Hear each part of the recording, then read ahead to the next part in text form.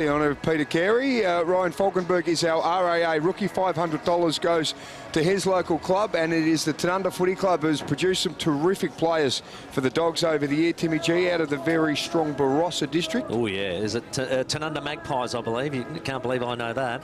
But I'm actually heading out there in August to have a bit of a chat out there, so it'll be a good day. But look, I think the Westhoff family are all Tanunda. They certainly are, yes. The three brothers all played their footy there, and their dad played some footy at Tanunda. But Ryan Falkenberg on debut last week, one of a trio of Dogs to make their debut last week. And, well, last time they met was up at Elizabeth, ex-Convenience Oval. It was a 49-point victory to the Tigers. And, geez, any win out at Elizabeth at any stage is a good one. Yeah, no doubt about that. And that just shows you how good a nick the Bays are in, and some of the hoodoos that they're breaking now. Interestingly, in that game, Tim, the inside 50s were basically identical. Central had more tackles than Glenelg. They weren't that far away. I think the 49-point margin might be a little misrepresentative, but certainly the Dogs up against it today as we get set to go from ACH Group Stadium. SANFL live and free here on Channel 7 in a doubleheader weekend after the Eagles were so impressive yesterday against Norwood, and it's the Bays who go forward, and the Dogs are going to be under pressure immediately here. And they are the highest scoring team in the competition, Glenelg. They just rattle it forward at a great rate of knots. Josh Scott, great to see him back, and back in form as well. 4 goals last week at South Adelaide. There's Josh Schiller getting his hands dirty as always. Snook can't get an effective disposal. Kyle Jenner joins in, so this is better. Burton, what a debut for him last week. And there's the kick from Michael Virgin, the former Rooster, around the body. But ill-directed mark's been taken here by Trent Goodrum, and he can just settle things down a little bit through the first 50 seconds. It's been a little bit manic. He drives for distance. Here comes Hoskin. Couldn't get to the contest, or at least take the mark. Rushing through there is a chance for Elliot Chalmers. He couldn't find a way through. And it is a hot footy at the moment. And this experienced head of Aaron Joseph is there, but his kick was just left a little to be desired. Open the door for the Dogs. Good tackle applied there by Jesse White. He gets involved. Hands were good there from Gregson. And now there's a chance for Glenelg as Andrew Bradley sets sail for the forward line. Wants Reynolds in a wrestling match there. It was a good wrestling match as well. Central District's player did very well there, Marcus Barrett. I'll tell you what, I liked Aaron Joseph's effort after he kicked, which we knew wasn't a great kick. He followed it up to make sure he got the clearance out. Scrappy start to this game. Little give now, and kick around the corner up towards the top of the square, sitting under Trent Goodrum, but cutting through the front. Luke Reynolds coming off 5 goals against South, ready to go. Yeah, it really did want that football. Just made a beeline for it, ran straight through the line of it, and took a terrific mark. Just watch this, eyes for the footy only, takes the ball across, and it was an awkward one, just having to sit underneath and wait for it, but that was a great attack. Yeah, came his way via Corey Gregson. Reynolds to get things going for Glenelg. Terrific start as the umpire looks straight over the head. So Luke Reynolds gets him off to a flyer, but I just love the way they're so good at all those little, they weren't stoppages, they were just, you know, contested ball to be won. And we know they're very good at it, but they just ripped it out of the Dogs' hands and got it across into the middle where Bradley was able to put that high kick in, and then what a terrific grab that was by Luke Reynolds, and a great finish as well.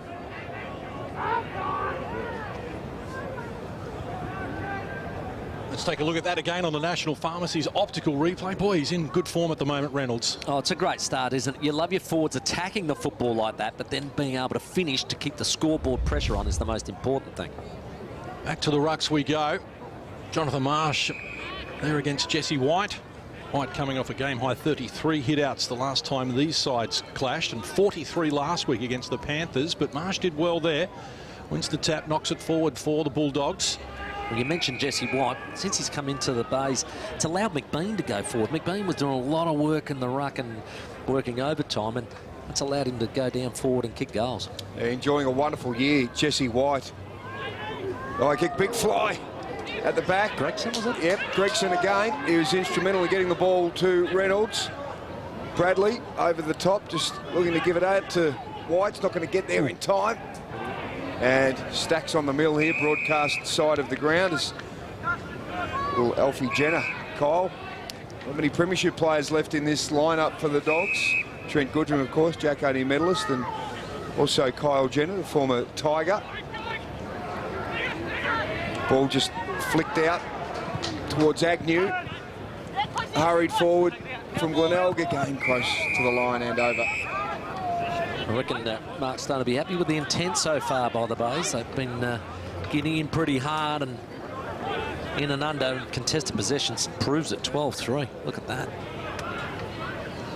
I'm sure Roy Ladd's probably in the same boat though, Tim. His players certainly haven't shirked the issue at the moment. They're going in hard, perhaps not with the quality Well, that we're they seeing don't from the play for Roy Tigers. otherwise. Simple as that. Exactly.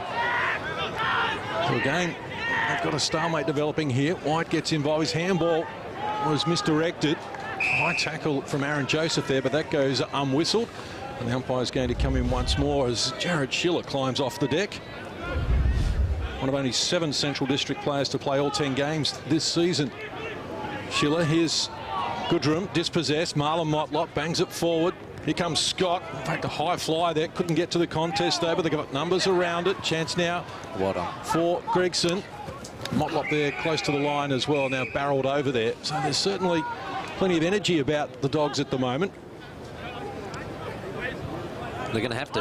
They're going to have to match it, especially in close, because that's where they might have some trouble. So White wrestles his way to the front, wins the tap. Good defensive pressure being provided by Trav Schiller. He's going to get it back again here. Hand pass, slow one. And look at Agnew get in there with a quick tackle, trying to almost rugby the ball out of there. We've got a stalemate developing. We'll go to Rhett Biglands, who's boundary side. The repeat stoppages we just had running metres away from me, and it's a good start by Central District, not allowing their players to take front position. So they're right on the level. They know they're going to be in for a tough afternoon and not giving them the advantage of getting first look at the ball. Snook got in first. Yep, and got the free kick here with Troy Menzel coming in over the top, and Snook goes forward, looking ominous here, the Tigers. McBean found it on the ground, coughed it up though, gave it straight to Nick Madden, and a chance for the Dogs to release some pressure here, and they'll do it through Luke Harble, usually a good user of the ball, and he finds Goodrum, and his kick for Goodrum is a good one as well as he bangs it out wide. And here's Cooper Darms, first game back after the knee Rico from last season. 2 games in the reserves to build up his tank. Works hard to get back into it. Now Justin Hoskin running through the middle of the ground. Kick wasn't his best effort. Good mark. And it was Max Prowl. He's done it all year. He's in great form. That was just floating everywhere. State player this year for SA as well. Captain of Glenelg. And they've got it under control. Here's Seb Kerrish. So he surveys the options, Kerrish. 23 disposals, 8 marks in the reserves last week. Good boy on the boo. There, Kerrish going forward. Llewellyn under pressure. Long kick comes down from Falkenberg. Cut off. Have a look at the defence standing up well. Chalmers goes out wide. So Glenelg getting things moving nicely. Jonty Scharenberg getting plenty of the footy so far this year. Ubergang long into the attacking 50. Body work from Harble was clever. The old stager from Gamain Grong Matong. Well, chance now for Kerrish. Couldn't complete the mark. Found it on the ground though. Went back to clean up. Tackle. That is strong stuff coming from Hoskin and Central District. Well, they're right next to the boundary line. And they found Luke Reynolds is on the interchange bench. He hands over now to Max Proud. And they'll play on to advantage. And Aaron Joseph drives long. They haven't been able to clunk a markers yet. McBean went up one-handed. Can't complete it. Madden in traffic. Got problems. About to be wrapped up. And the umpire's going to give him the benefit of the doubt and come in and ball it up. Bay's going inside 50 quite a bit already, 6-1.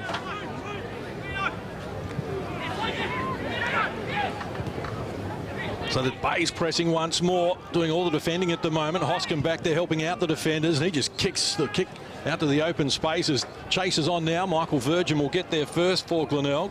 Hand pass inboard. Here's Curran, the captain. And he drives it out wide, and he's got Scharenberg out there who wants to play on straight away. McBean in the pocket. And while this is a super tight angle, McBean seems to enjoy kicking from the boundary line. Well, let's see how he goes. It's a tight one. Don't worry about that. 3-3 last week, 3 straight against Central District back in round 7. 28 goals, 10 on the season to lead all comers.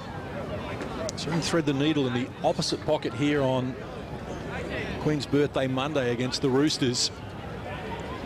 Likes the challenge, and this is right in front of him. So McBean unloads. I tell you what, the goal umpire says you can have all 6. They've kicked the first 2.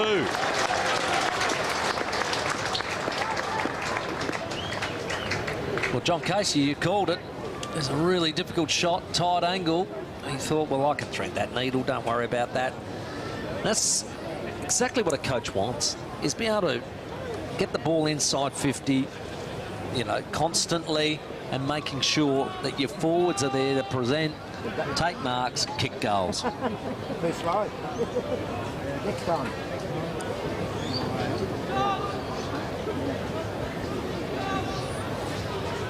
Just threading the eye of the needle there.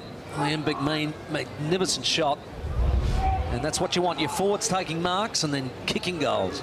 29 goals for the year, and he's back out by 1 in the race for the Ken Farmer medal after Reynolds got his first goal of the game to equal McBean, and good mark by McBean, able to get it up. Darcy Bailey involved, big crunch, needs to be quick here. Andrew Bradley, and Jesse White's kick smothered. Good work in defence by the Dogs. Darms getting another one. It'll be great for his confidence. Josh Hoskin cleverly just comes out wide to Weaver, and a couple of goes. Couldn't quite hold on to that one. There was Kyle Jenner working it back was Barrow, and free kick is going to go the Tigers' way. Great forward pressure for them. Let's have a look at the replay, Tim. Yeah, that is a great tackle. That's the pressure. Ubergang, top of the square, big fly. Slapped down in front, trying to get onto it is Partington under pressure. McKenzie does well, works it back. Llewellyn, big handball for Harble, close to the, oh, very clever. Gone onto the boot, he's done that really well. That was Doug Hawkins style. Haven't seen that since the outer wing at the Western Oval 30 years ago. Maybe 40. Tigers have got it back. Marlon Motlop getting involved as well. Now Max Proud will bring it across ground. And set up the wall here. Oh, just trying to compress everyone into one half of the ground as Ubergang gets it from Curran. Looks up in the middle of the ground. Lead is on. Well, taken there by Ubergang. They reset. Well, the handball from Bailey picked off. Chance now for the Dogs going forward. Hoskin got no one ahead of him at the moment, but the sprint's on now from Jared Schiller, and he's going to reward the run, but can he get the sit? Needs the kind bounce, got a couple to beat, stays with it over the ball. There's good pressure coming in over the top there from Ubergang, who did well to get back in cover defence there and just hold things up when the Dogs were threatening. Just have a look at this handball going into the boot.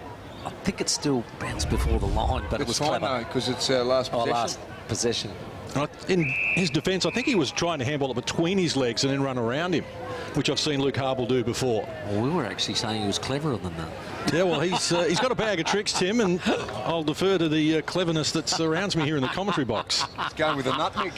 There's no need to be rude, John. Bit of World Cup fever. Hurried kick forward. Just a bite out, it goes through the hands there of Close, and the umpire just letting things go for a moment. Great start by the Glenelg Footy Club, 2 goals. And their big forwards prominent early, McBean and Reynolds. Don't forget they got Josh Scott. They kicked 12 of the 13 goals last week between them in that game against South. They did go down though by the 4 points. Quick hurry kick, Steve Burton, have a look at that. Terrific kick. He had a great debut last week and he started well today. That is a great front and centre goal. That is almost the old training drill. And of course, he was our rising star on debut last week, 25 disposals, and we just see that pack form. I could see everybody going up. Somebody's got to stay down. He did it beautifully, just front and centre, and the quick snap over the top of the pack's head, it was brilliant.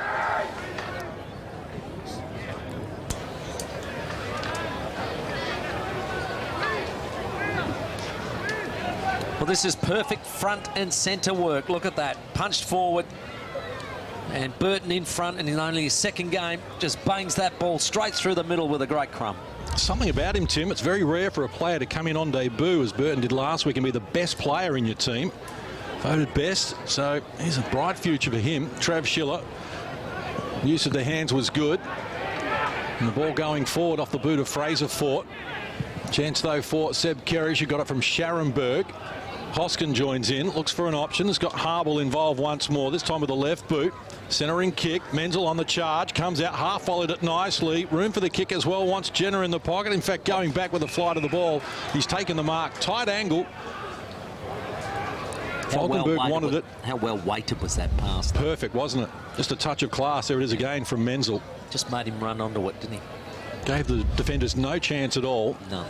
And Kyle Jenner will try and thread the needle as McBean did at the other end. Goal kicker the last time he came here to Glenelg. Kyle Jenner, just 2 goals, 1 for the season. Difficult angle, and it's across the face of goal. Jesse White got a tap on it, but the quick kick came from McKenzie, and he's kicked the goal. 2 in a row for the Dogs.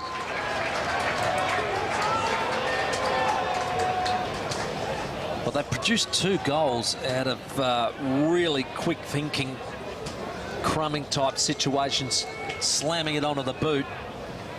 So you can't say they've come easy or with system as the Bays 2 goals have, but they've got the goals. That's the main thing. They've been able to go inside 50 a bit more often now, and that's what it's produced. 2 really good goals.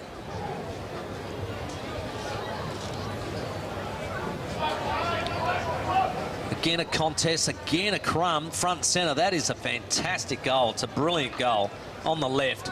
McKenzie can be very proud of that one, and even though the Doggies haven't done it pretty, they've still got the score on the board. McKenzie had 1 goal 9 before kicking that goal this season. Beautiful kick too, taking their chances from McKenzie and Burton so far. Kick going up, defence holding up okay there. Another youngster, Dylan Weaver, cutting across inside to Jyden Neagle, and his kick is good. Ball released from half-back. Menzel pushed under it. Payne with the kick towards him. Chalmers combining nicely. Ooh. Max Proud misses his target. Ubergang across, and defence is held up okay. They had about 3 outriggers. Wait for the ball. Kick low and hard. Jesse White with Fort on his tail. Fraser Fort, brother Darcy, played last night for Geelong. Kicked a couple. He did. Played well. Love to see him in the red, white and blue today. That would make life a lot easier for Well, what's he doing? Roy Laird. Long kick going forward there. Little flick. He's in town. Gregson getting the chance. Hurried kick going forward, close to the line. McBean there, Well brought played. him, kept in Bad nicely luck. too. Payne in defence. He's got time again. Ooh, well Needs done. to work his way around Scott. He does that okay. Kick to a one-on-one, and the free kick. Contentious. Tim Jennifer doesn't like it. It's going to go the Bay's way. Thought it might have been a little push, but it's not a big one, is it? Kerrish with it. Scott looming at the back. Big pack. Oh, they all that's an easy crumbled, goal. and Scott out the back said, "Thank you very much. I'll kick a goal."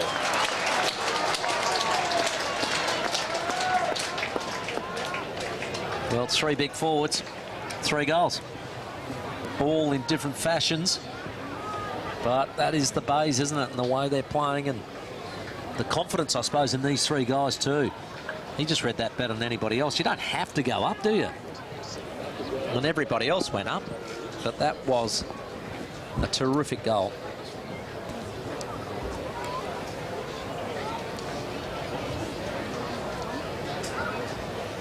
Now, everybody goes up, everybody falls down. He just held his ground, didn't end up jumping in the contest, kept his feet, and kicks a goal. So the 3 big forwards have all got 1 each, McBean, Reynolds and Scott. Remember Josh Scott breaking that arm here in the Channel 7 game. Great to see him back up and about, providing some potency for the best attack in the competition.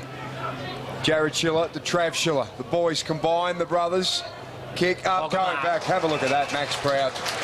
I'll tell you, that's the hardest mark to take in Aussie rules football. Backing back, knowing that there's going to be impact. Keep your head up, take the ball. Well done. He's a gutsy unit, Max Proud. Sister Maddie, of course, plays netball in Great the netball. State League, National League. Mad Dog Maddie, so you know the Prouds go at it. They'll give you 100% every time they get out there. Lead up. Reynolds a long way from home and seen out. Let's get to Rick Biglands down on the boundary line. Aaron Joseph back into the side this week, and I just heard him running back into the defence for Glenelg. He's just so vocal, the former captain, communicating with the rest of his defenders down there. And one of the reasons why that mark was taken was he was so clear with his instructions. White wins the tap, but it's sharked by Schiller. Trav and Jared getting involved there. And Travis. Short pass is a neat one to Jyden Eagle. Wanted to play on, just slipped. Now he'll have to reset, but he's still going into the pocket. And didn't really do his forwards any favours there. Max Proud there to clean up for the Tigers once more. Has support in Partington. High ball, fought with the fist, brings it to ground. Favoured here by Schiller. That's Jared Schiller. High ball. Big fist from Uber Gang in dispute here. Hoskin, dangerous in this situation, wrapped up on the tackle.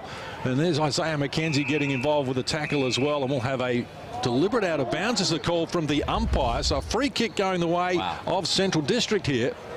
Well done, Chalmers, on that tackle, but it's a free kick, which couldn't pick up whether it was hanging on. He motioned as deliberate out of bounds. Maybe last possession, but Isaiah McKenzie's got it from the impossible angle. Let's see how you go. He kicked a miracle one just a minute ago, so maybe you can do it. And with the banana with the left foot, he likes it. He punches the air. Goal umpire says stand by. Across the face of goal, a minor score. Well, you get it close, you've got to try and talk the umpire into it, Timmy. I used to see that quite a bit. The old last line, talking him into it, but not having any of it. Uber Gang doing the work to bring it back in. Big fly from behind. Hurried kick out of the pack going forward. Target was Motlop around there. Ooh, little kick, smothered just as he goes to kick it, was close. Love the 1%ers. I think after that first 5-minute onslaught, Centrals have been able to settle and just get their teeth back into the game and contested possession back into a bit healthier state because the Bays owned it early. Just trying to go off the deck a couple of times there was big John O'Marsh. Not able to coordinate it. Long way from the brain down to the leg there, the big fella. 5 points. The Bays up. First quarters haven't been great for Central this year. They've in fact only won 1 of their 10. Right now they're within reach. The Glenelg Snook. Good play. Right work comes out. Good vision too. That is a lovely kick. Able to find Darcy Bailey's kick. Doesn't quite get the distance. Have a look at this work from the Bays on the right foot. Andrew Bradley goes high. Has he got enough on it? No. Gee whiz, the way they threw that around by hand, and I think it deserved a goal. It was sensational stuff. First give, no thought of trying to dodge and weave, just quick gives. Got the opportunity to open up for Bradley, and it was a great snap just to the right. So Wyatt Patterson to restart for the Dogs. So to mention the fact they've only won 1 first quarter this year, so they just want to keep this as close as they can for as long as they can. That will be the challenge today against the highest scoring team in the comp. McBean, good effort on the ground for the big man. Just locking the ball in. Stalemate develops. The umpire's going to ball it up. Okay, so the first halves have been terrible, really. In fact, they've only won 1 second quarter as well this year. Obviously, their second halves have been a lot better. They need to hang tough as long as they can. This is Weaver out wide, dragged off the kick, but it went to Trent Goodrum. Oh, that's terrific defensive work there from Andrew Bradley with the smother, the quick kick, and high flyer there. Taking the mark is Hoskin. Hoskin is doing it both ends of the ground. Such a high-quality player. Runner-up on the best and fairest the last 2 years. Kick close to the boundary line. And that is a terrific grab, Kyle Jenner. In the pack, people coming from everywhere. He was clubbed, but still strong enough in the contest to take the mark. McKenzie had Weaver available, turned it down. Lead comes now. A hit to the hot spot. Big contest. Knocked down there, Ryan Falkenberg. Kick comes now from Baru and close to the line. Oh, it's touched right there by Aaron Joseph. Gee, good effort. I think that one also deserved a goal for the play. I mean, Kyle Jenner's mark, we know he's good overhead, but that was a sensational grab. And then the splitting of the pack was awesome. And then on the ground level, just a high bounce. And well done, Aaron Joseph, running at 100 mile an hour to get the hand of that. Talk about the Dogs needing to make their chances. Count, yep. Just about did then as well. There's Agnew. Roving off the pack beautifully. One-on-one. Scott going back to have the arm held. The umpire's given a benefit of the doubt. Madden was working hard against him. Back onto it. Good umpiring both ways. Defence of the Dogs standing up okay at the moment. Burton getting involved again. Just game number 2. Going back with it, trying to take the mark there was Curran, couldn't complete it. Joseph onto it as well. Hit in really hard there against Falkenberg. And Falkenberg able to extract it from the pack, almost trying to sneak it out the back door. Let's have a look at that touch from Joseph moments ago, Tim. And Gee whiz. Look, good spot. The goal umpire's right on the line. Looked over. You know, it's like me at Morphettville. I always think my horse got on the line first. The home of racing in South Australia, not far from here. I know your pain, Timmy. I think we've all been there. The ball up here, right half forward. What do you for mean Central. The angle? Marsh wins the tap once more. Glenelg got some defending to do here. Dogs are up and about. They've got an appetite for it. Schiller, Baru, denied the goal a moment ago. This time with the outside of the right boot. Gets the goal he deserves. I think he deserved that one. Really do. Because the other one was just touched by the smallest of margins, and that time, again, good, quick hands inside that stoppage. No mistake, Jared Schiller involved. Quick hands getting out. I'd like to see Baru just try and develop the left foot. That's twice now on the outside of the right.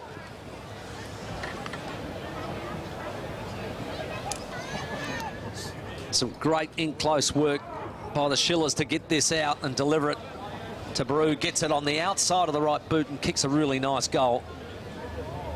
And that's one he was denied just a bit earlier. Second goal for the year in game number 6 for him. White gets the clearance, doing some good work in the ruck. Ooh, good work. Good defensive speed coming out from Burton again. Hoskin becoming pretty prominent now. Hoskin. McKenzie, we've seen his work as well today. He's got 1-1 already. Isaiah McKenzie, we know he's very quick. Oh, he's going to turn this one over. Yeah. He's invited McBean into the contest. Snook now shrugs the tackle. His clearance work has been good already. Goes up over the top. Scott was the man, but running back, Weaver's been given a little bit of support. Taken high, he's going to get a free kick. Yeah. Ball's going to come back. A good decision. Did well to get back then, the Dogs. They got the numbers 3-2 so they could win that. Oh. That's definitely high, I'd say. It's a little higher than I first thought when I looked at that. It was a clear decision. Didn't flinch though, Weaver. Just got on his bike and created some space. Now he's got it back again. He's had a really good first term too. He's up to, well, this will be his 8th disposal and been steady in his work. Good distance with the kick as well. Out to the outer side. Pack develops. No one can mark. Chance now for the Bays going forward via Ubergang. Rushing in Brad Close. Hasn't seen a lot of it so far. Now the kick around the body. Loose ball. Reynolds is a dangerous commodity. His bounce, well, beats everyone. Rolls toward the pocket. Scott gets back after it now. He's got Fort to contend with. Just keeps it alive. Trying to make something out of nothing here, the Tigers. Weaver involved once more. Snook about to be wrapped up. Good tackle, Jared Schiller. All he needed was the leg rope. Carve him up and put the hand up and stop the clock. That was a terrific tackle. Really good, because Snook's a great player. He only had to get those hands free. He would have hit a target. Probably would have had a shot at goal. Bays pressing. Dogs under pressure. Baru taken high. Not according to the umpire. Says, I'll have it. Good. So we get down to Brett Biglands. Certainly can't blame the service for the bad bounces. Had a walk around there pre-game and it's just lush and perfect out there at the moment. When you see the footy flashback, sometimes it's hard to believe. It's a wonderful handball by Partington. The kick though from Scharenberg. Just through for behind. Josh Scott looking for a free kick against Madden. He's not going to get it now. No, 25 against Scott here. He just got a little high there with Madden. Obviously a bit of niggle going on behind the play. Well, Nicky Madden's playing him pretty tightly. He didn't like this. Josh Scott was the one before that gave the high hit to Weaver as well. That's in the back. Hoskin, little push. He's 25 as well. And I don't think he's playing it. Got away with the umpire, was blindsided there. Skipper cuts it back there nicely. Michael Virgin, great to see the Rooster come Tiger, now playing some senior football here at the Bay. Over the top, Fort was the target, and there's the siren. Well, there it is, Central District. Come back nicely, 3-2-20. We're all square here. Down the Bay, first quarter. Glenelg taking on the Doggies. She's done it.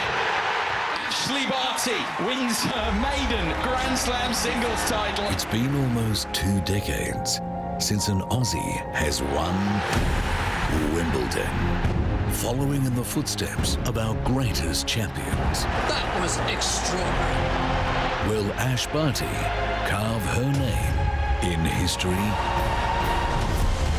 Wimbledon, live and free across the screens of 7.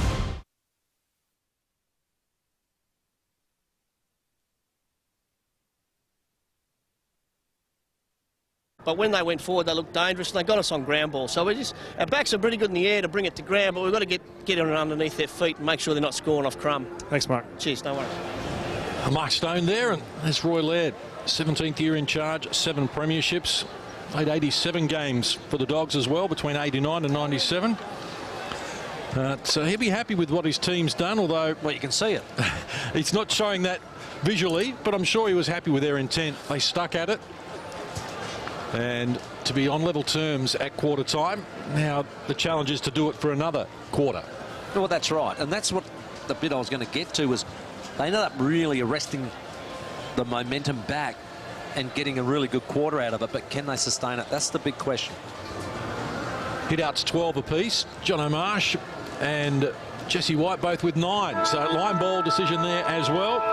Inside 50s, 15-10, Glenelg's way. As we get underway, term number 2, White launches himself into the ball up, brings it to Marlon Motlop. But the aggressive attack from Central is there as well. Strong tackle from Steve Burton. What an impressive display he's produced in his first game and a quarter. Kicking his first goal today and best player last week on debut. Positive signs there for the Dogs. There he is again getting involved, just barrelling it forward. Joseph, slick hands, a little too slick there for Curran, sending the wrong way. Hoskin stood up in the tackle, got it out wider. Cooper Darms kept it alive. Here comes Burton again. Oh, he's shut down. Good defensive pressure again from the Tigers. Darms stays with it. And look at Aaron Joseph. Just leaped Timmy Watson like over the pack there. And then the ball knocked down out of bounds. Let's get to Rhett Biglands.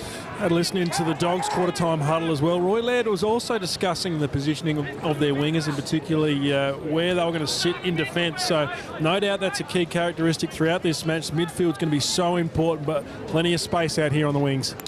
White just getting Marsh under the ball. High kick comes from Schiller. That's Trav across the front of goal and out on the fall. So chance to bring it in, Aaron Joseph. 73 games for Carlton between 2009 and 2013. Here he is, just charging out of the back pocket. Bobbles it forward, not his best effort. No.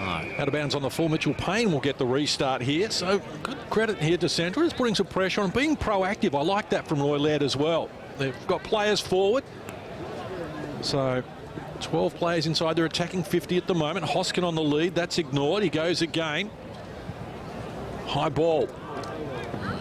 It's going, well, Curran almost falconed with that one. Jesse White wrapped up in a tackle, going nowhere. They've got numbers around it here at Central District. I'll tell you, John, why I said no good about the kick. They're not a tall forward line. They got the small mid-type ones that lead up. Either do that or go to the ruckman and kick it high on his head, but don't do it to the other guys. Clearing kick out of defence, going back is Goodrum. Couldn't complete the mark, and jumping on, getting involved there as well as Brad McCarthy. We talked about Mark Stone's work and how well he's going with Glenelg. You've got to remember they won their last 6 games of last year, so they've won 13 of their last 16 matches with a draw in there as well. So it has been a remarkable turnaround for the club. Obviously it took them a little while last year to get into the style, but it is working beautifully now. Coming through, little give, and quick chip comes. I could see what he's trying to do. From Bailey, just trying to work his way through. You're right, Tim, but Madden able to cut that one off. Yeah, look, he's disappointed. I just saw him smack his own hand and tell himself off, but I know what he was trying to do because there was nobody in forward 50. If you thought he could have gone long and hit a target, there was nobody inside 50. Curran, well positioned, takes the mark. They're on the retreat here, all the way back to Matt Ubergang, former semi-pro gamer. His kick's a dangerous one. Elliot Chalmers had to be strong in the contest there, and was. Yeah, he's a great, courageous player. Took a really heavy knock, just gets up, goes again. He's one of 12 players for the base who have played all 10 games this year. Maxi Proud's another one. Good overhead, isn't he? I'm actually proud didn't miss a game last season either. Just one of 3 Glenelg players to play every game. McBean did well in a confined space to keep it alive. Support came there from Brad McCarthy. Got it back to Scott, who's knocked down taking the kick. It floated around, but Reynolds, he's a quality act and he's got numbers ahead of him. They're all open. If he can find the man, he took a long time to make a decision, but eventually got it to the advantage there of Jesse White. You know, so often I see players not be able to kick just advantage side of a forward.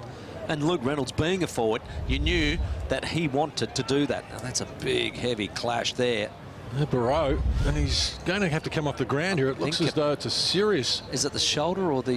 it looks like he in the jaw. In the jaw, which it doesn't take a lot sometimes to get a little crack in those, and you can be out for quite a while. Glenelg had some options going forward then, didn't they? 3 or 4 guys they could pick, but the kick was spot on, Tim. It was brilliant.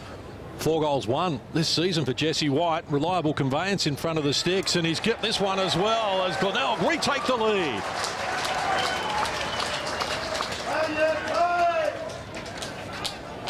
Well, as I was saying, it takes a forward to know a forward, and that was magnificent by Luke Reynolds to put that ball advantage side for Jesse White, who just had to take a couple of steps to his right and dive and take a chest mark and then finish off really well. Been impressed with the Bay's accuracy in front of goal when they've had those opportunities by foot, and the big fella nailed a really important goal to begin the second term.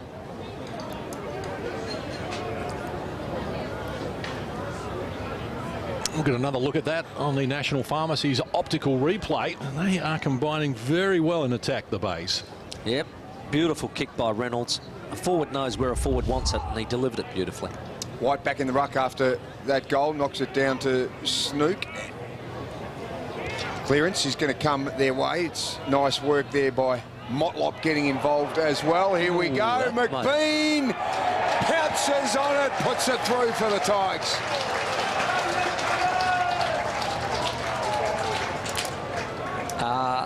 He's just having a little giggle. I think he might have known what he just got away with. That was a fairly good shove on his opponent, and the ball trickled over the back, and he did it all very well from there. So you got to play to the whistle, and if the whistle didn't go, you just play to it and kick a nice goal. So he's second, and really clever of the Bays to kick 2 quick ones.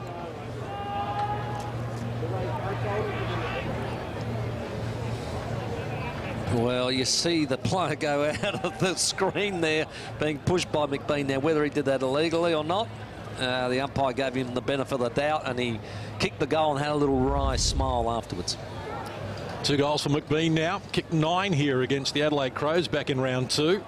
And the 18 that Glenelg kicked that day. Good amble, Partington. It was, and it found Snook. Left footer, drives long. McBean stretches, couldn't take the mark. Wyatt Patterson, he's just happy to get it away from the danger zone at the moment, but it's going to be coming back. This last possession out of bounds. Johnny Scharenberg will restart for the Tigers. Wants to go short. This is Snook, 70 metres from home. Lead comes now from Motlop into the pocket, and it's a precise pass. He finds Motlop, who can go back now and take a shot. He's a highly skilled player, Marlon Motlop, and he might want to join the goal-kicking party at the moment. 4 goal kickers already for the Tigers. Marlon Motlop, goal kicker last week, and also a goal kicker against the Dogs back in round 7. This will test him though from 45, gives it a ride, top of the square. Well, dangerous situation. McBean lurking with intent, and McBean's kicked 2 in a minute, and the 3 for the game. Well, what a finish. The kick in the end was probably okay, because if you're not going to make the distance, get it to a really dangerous spot, and that's what ended up happening. I think Marlon's having a little giggle now with McBean about, I meant that, and it was a good contest on the ground. The big fella to get down that low and quickly kick it was really important. That's one you owe me, he's saying. Yes, correct.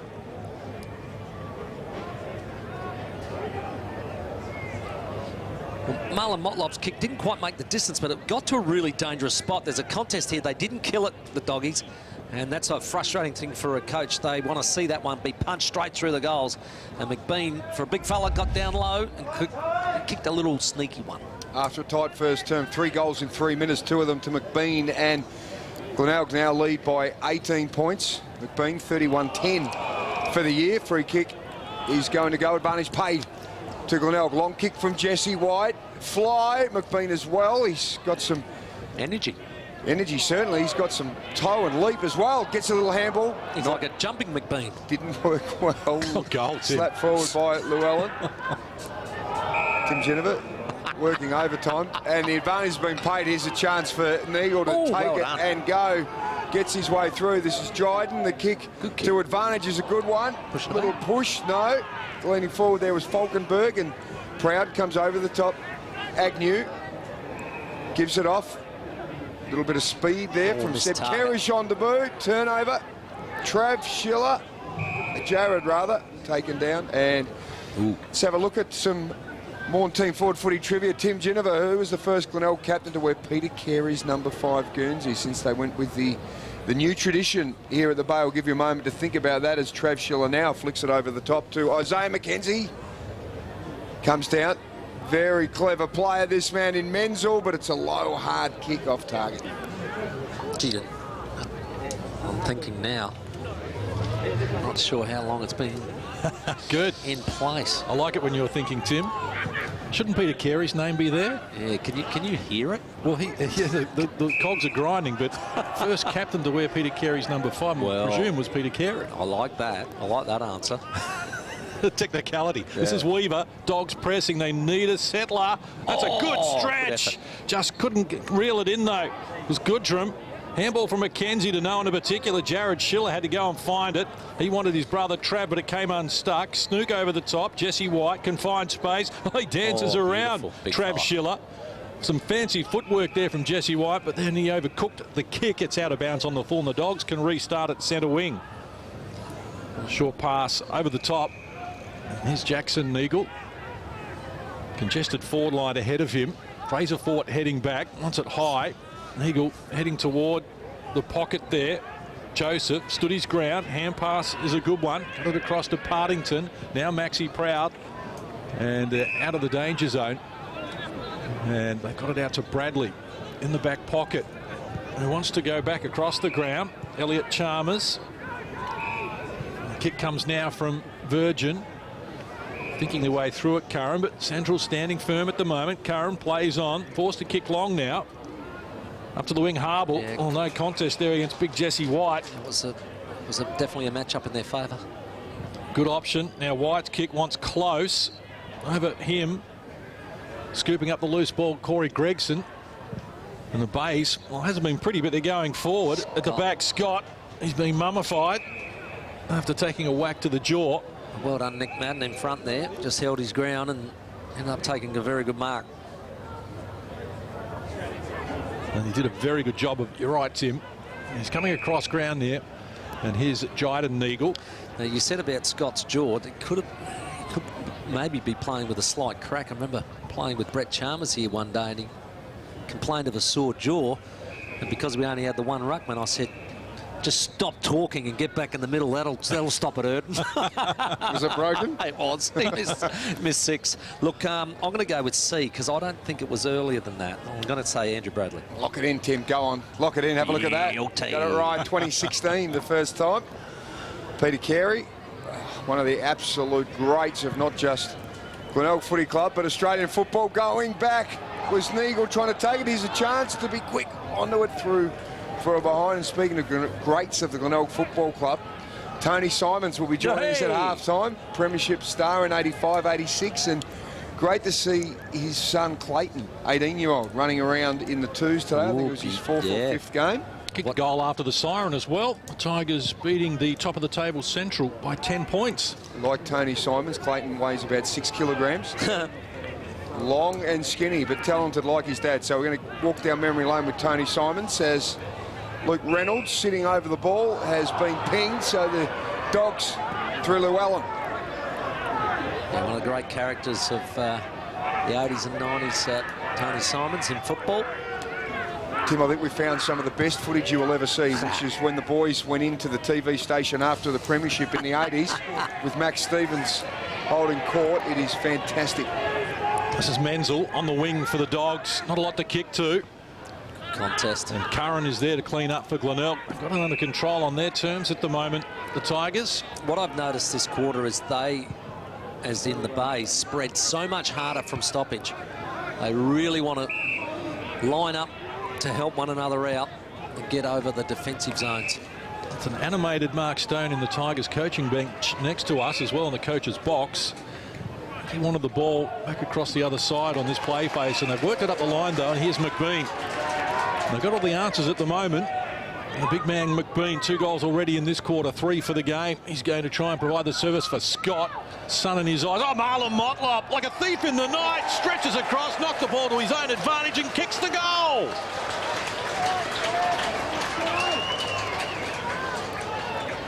It's just the sheer weight, isn't it, of ball coming in and pressure right in that absolute danger zone in front of the goal. And on this occasion, there was another ball that came to ground, and it's always the bays that are there looking dangerous. Now, their attack on it has been really good, but Marlon Motlop, a player of his skill level, he's always going to pick that up and kick a goal.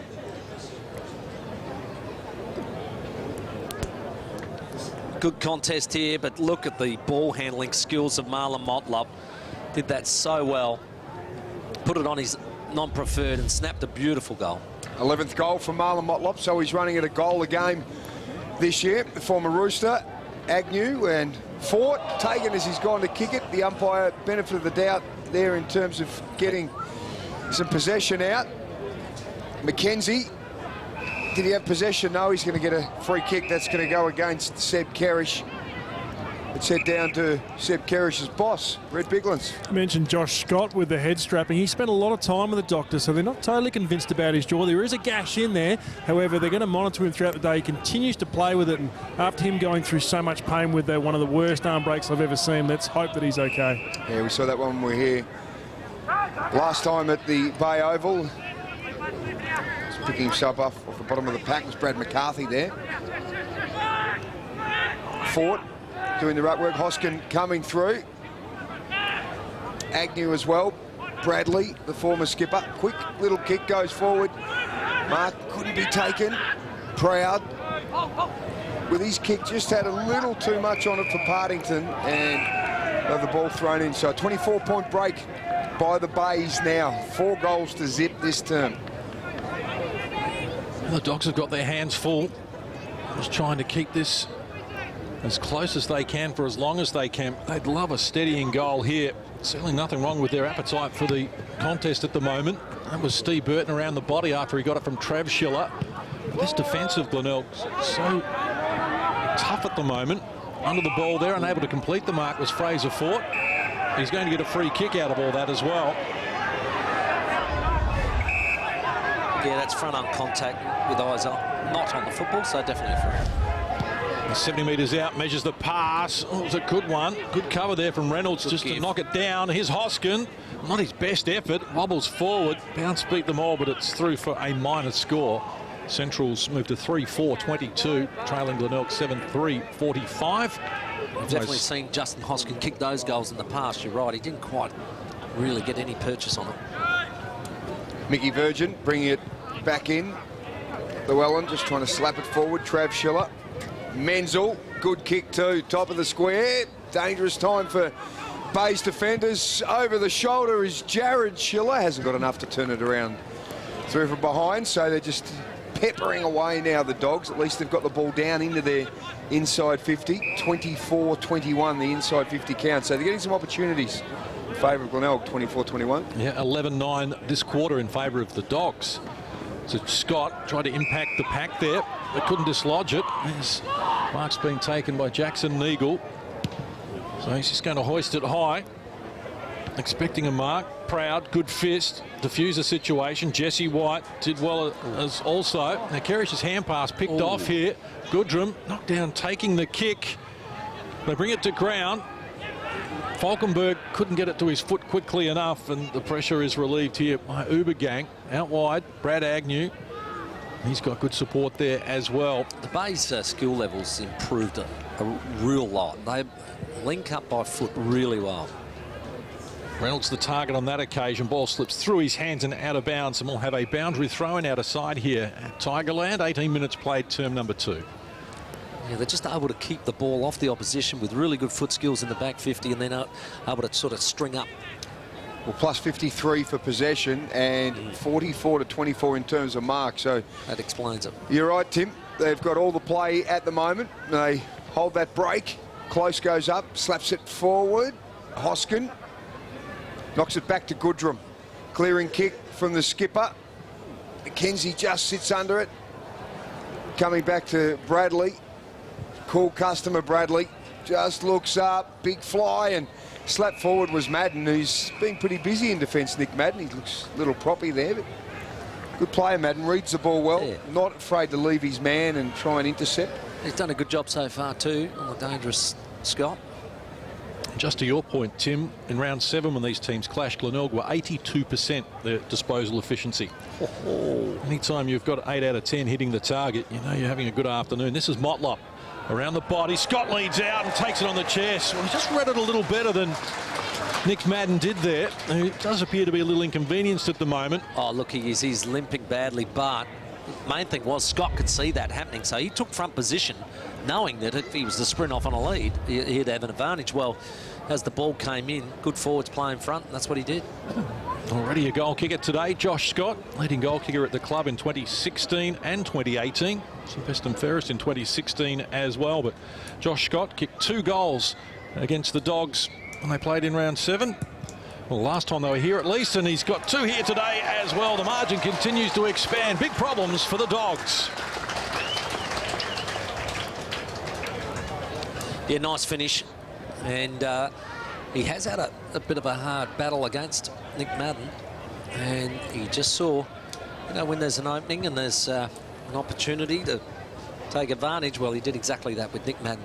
Just struggling to move a bit on an ankle, I reckon. And got away from him and took the mark on the chest and kicked the goal truly.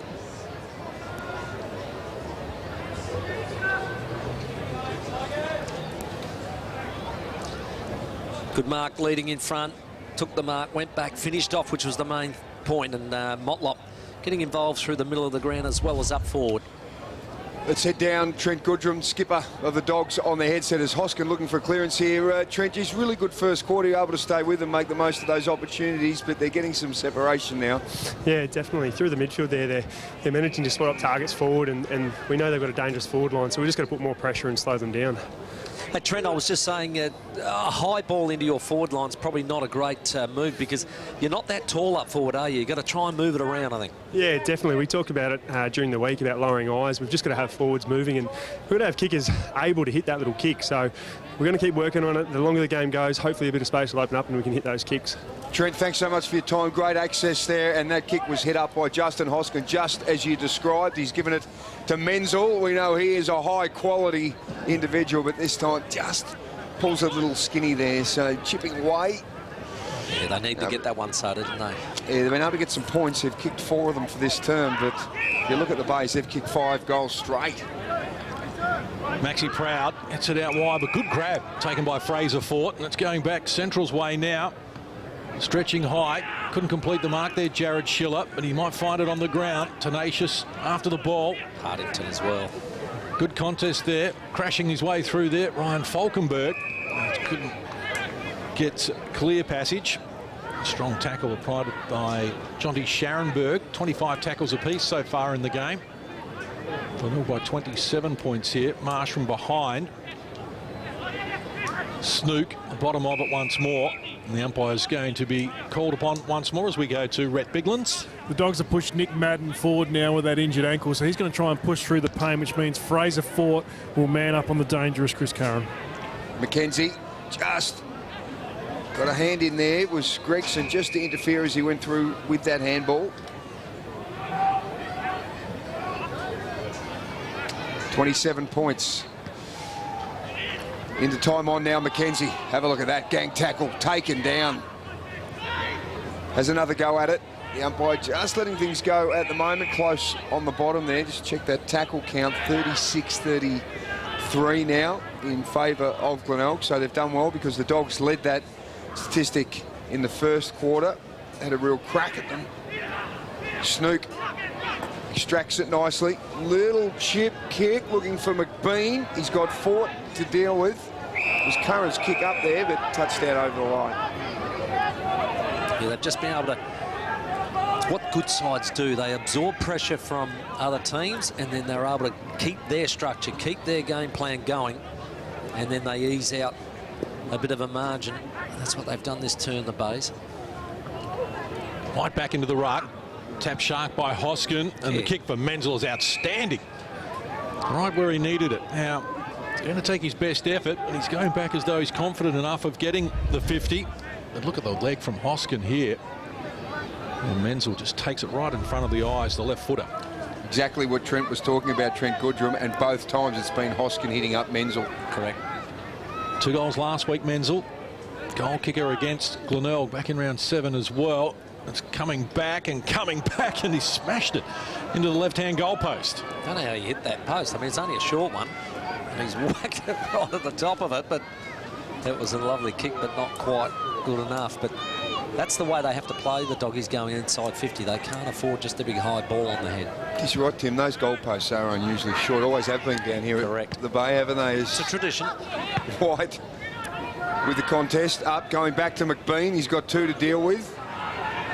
Numbers Dogs' way. Menzel running past, was just looking for assistance. Wanted it flicked out from Patterson under pressure. And so to just on those goal posts and point posts, when I was here on the holiday Monday and out having a kick with the kids. How were you going, Case? Good? Not very well, but the goal posts here are square. And the point posts are square, and I'm glad the padding's around them because they're very sharp. I wouldn't want someone to do themselves a mischief with that. Well, that's true. But I don't. That's the only time I've ever seen square goalposts at a game. And yeah, once upon a time they were, so maybe they are that old. And you may remember back many moons ago in the SANFL, in South Australia, the point posts used to be red. Yeah, they did. Absolutely. I didn't even notice that they changed it. Yeah, they There have. you go. I always remembered they were red. A little bit of trivia. Come over to South Australia and thought, what's going on here? What is that all about? good look on black and white TV in the day as well. Well, yes, the famous Ted Lowe. Neagle, clearing kick. Menzel just good hands. Using the body there. Glenelg fans not happy with the way he went about it, but it was effective. One-on-one. Going back is Max Proud. Oh, and that was risky. Joseph comes through. Agnew under pressure. Little give now comes back to Proud, and they're okay there. Just a nervous moment for Glenelg defence, but stood up well. Cool, calm heads and some experience there. Yeah, fantastic in the end. Just playing with confidence, aren't they? And that comes with the success that they've had this season, Glenelg. Just the 2 losses in 10 games, 7 wins and a draw. And yet to lose at home here. Chance for the Dogs to go forward. And Burton racking up the numbers again. And now chance for Jared Schiller, close to the boundary line. Hoskin the target. In over the top there. Strong work being done by Chris Curran, who marshals the defence so well, the captain. The Dogs have got it inside their attacking 50 once more, so they're actually in front in terms of inside 50s, 27-25. So 17-10 in this quarter. Here's Jesse White trying to relieve some pressure. Kerish gets involved, likewise Gregson. Now Curran once more. Here's Ubergang. His kick, well, it's cut out. Good pressure. McKenzie now needs to make something of it. Just slipped at the wrong time and may have stepped out of bounds. So they just can't get reward for their hard work at the moment. The Dogs doing a lot of the attacking here in this second quarter. And as you can see, 17 inside 50s. Wow. And 5 behinds is the return. And, well, complete opposite for Glenelg. 5-1 from 10 inside 50s, just so efficient. White front position. Tap was sharp, though. He can't get through there. It was Jiden Neagle, who's wrapped up by multiple tacklers. Nearly half-time. Bays fans, the great Tony Simons will be joining us as we walk down memory lane. Just spotted him in the crowd too, looking very maverick with the aviators on. Very cool. A dual premiership player. As a kick going forward, spinning around. In and out of trouble there is Curran, and he's wrapped up in the tackle there by Nick Madden, who has gone forward after he hurt the ankle, as you heard Case mentioned a little earlier. 26 points right now, the break. Alfie Jenner with a flick, Snook through his hands. Marsh is good, smothered though with the kick, trying to work his way through. Burton amongst it as well, high kick. I think there was Hoskin there and just tried to sneak that in, and it's gone through for behind. Yeah, everything they've done has been hard work, hasn't it, for the Dogs? And that's consequently where you get a lot of behinds happening, because you're just having to work really hard for your goals. The Bay's down the other end, 5-zip, did it, you know, in the air, set shots, crumbs, everything clean. Just clocked up to 200 possessions too, Glenelg. Central 144, so a huge gap in terms of who's getting hold of the footy. They averaged 349 a game, Glenelg, which is 5th in the competition, so they're well above their average at the moment, heading toward 400 disposals. Dogs aren't letting them do it easily, though. And siren in the background concludes here in the second quarter. And the quarter dominated by Glenelg, who kicked 5 goals, 1 in that quarter. And the Dogs just 6 behind, and they just needed some majors in there as well, Tim, to keep their hopes alive. Yeah, this is what does happen. Better teams, you know, they're more accurate. 8-3 versus 3-8, same scoring shots, but you know who's in control of the game. You know who's doing the other things really well, and that's what the Bays are at the moment. The Dogs, you know, there is want and there's effort there. It's got to be a bit clearer and a bit easier going to 1980s, and haven't played finals in 8 years since 2011. It's quite remarkable. It's just not easy, you know. And I know people say that clubs have had good runs, the Doggies in the 2000s and the like. It's not easy to win one. And you know, when they did get up on that stage in 85 and 86, they were a very, very good team. Don't worry about that. In terms of possession so far, we know 200 to 144 across the board. Chris Curran, the skipper, with 16, leading along very nicely at the moment. And for the Dogs, Justin Hoskin with 16 as well. Set to go in the second half from ACH Group Stadium. Tigers enjoying a 25-point lead as Marsh and Jesse White tackle in the air for the ball. Here's Snook with it now. Chance for them to go forward via Partington. Looking for Motlop. A little too deep and out of bounds. We'll have a last possession restart. Glenelg, the best third quarter team in the competition. They've won 7 out of their 10 third quarters. But certainly Central District much better in the second half this year as well. They've only won 11 quarters all year, Central, in 10 games, and 9 of those have been after half time. So let's hope that they can lift as those numbers might suggest. But Glenelg at the moment, they're not going to kick the 49-23 that the Tigers kicked here against Central District back in 1975, the all-time record. But they are on their way to a substantial victory, and they've been able to do it impressively most of the season for Tigers. 43-point winners over North. They beat Port by 49. They beat the Eagles by 50 and beat the Crows by 53 as well. And they're on top of the ladder, the only loss that they've had all year. So the Tigers pressing against once more. This is Reynolds down in the pocket. Handball missed the target. Scharenberg may have been taken high. Free kick going his way. Wyatt Patterson, just the execution with the tackle as Scharenberg tried to shrug his shoulders. Well, he's played on, not to any great advantage though, and the Dogs will try and scramble it away though, but it's coming back. It's locked in there at the moment. Scharenberg trying to clean up his own mess. McBean at the back, reaches over, couldn't take the mark though. It's rushed through for a minor score. Yeah, they're on the attack already, aren't they, the Bays? Peppering at the goals, and the Doggies holding up okay. Fort goes long, a bit of wrestling there. The umpires let it go as the two big boys, Marsh and White, go at it together. Marsh getting back down onto it, and Eagle trying to work his way out. Jyden couldn't get away from the clutches there of Ubergang. I think the umpire said it was 1-1. One free kick to each other. Cancel one another out. Michael Virgin just came off second best in that tangle there with Jyden Eagle as well, in the clash of bodies. But they're forward again here, Glenelg. Almost a high tackle. I think it was. Rough play. Played it very late. Yep. But the first one, I think, across the scone was the free kick.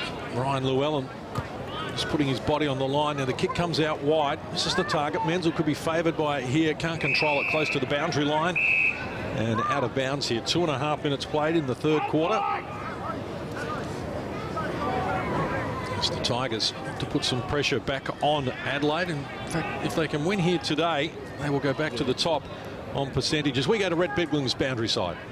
John O'Marsh doing a great job in the ruck, and spoke to Roy Laird pre-game about Darcy Fort last night playing for Geelong, of course, the former Bulldog ruckman. He saw bits and pieces of his work. He had his work cut out against Lysett, but today Marsh is doing a pretty good job. There he is. Good to see Darcy Ford. Got a couple of goals on board. Just game number 3 at AFL level for him, as kick going forward came from Patterson and just touched as it heads out over the line. And they're holding up down back too, the Bays. They've got reasonably tall players that aren't, immobile. They're very mobile for their height, and they good overhead and then very good by foot. 68 points a game is all they are conceding, the same as Sturt, which is the tightest defence in the competition. Giant Eagle and taken down. The umpire's going to bounce it up. So Glenelg, most potent, scoring at 94 and holding teams to 68. 26 to half-time, Central District. So they have been awesome.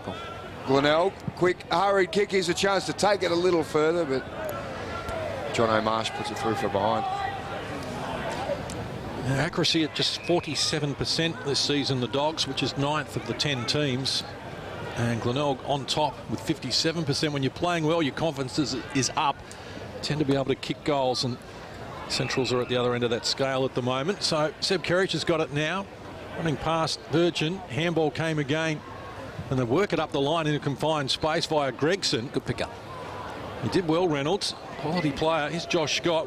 Well, he's got rid of the bandage on the head, so the jaw appears to be okay after he got a whack in that second quarter. He's got it now around the body. Not his best effort, but the bowed bounce eludes everyone. Nice tap. Agnew had it, lost it. And the Dogs have got numbers around it at the moment. McKenzie scurries a kick away. And going back with a fly to the ball, almost Kyle Jenner takes the mark. Goodrum comes in for support. And a stalemate develops. So 5 minutes played here in the third quarter. Both teams just have added one behind to their half-time score. I know it's a nice tap by McBean, but I'd actually love to see him take the ball and give it. I reckon he was that far above his opponent. He could have taken the ball and quick give. McCarthy's kick just hacked forward. Dogs, Llewellyn, defensive 50. Looking for and coming back, Neagle, good take. Good courage. Yeah, that was Jackson. His kick going forward, plenty of Tigers quick to get on there, Proud. And also Curran combining together. And there's Bradley as well, 3 stalwarts of the defence. The Glenelg Footy Club going through there. Gregson, kick, and there's still a bit of a blue down here in front of the broadcast area. Hoskin, and quick kick from McBean. He's done it again. He's got 4, Big Liam.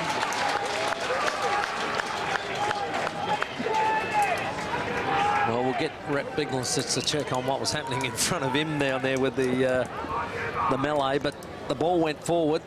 Carry on, they said, and once it hit that pack, McBean's ability to be able to recover for a big man is very good. He's very mobile, and he was able to sneak another one through. Very, very talented big fella.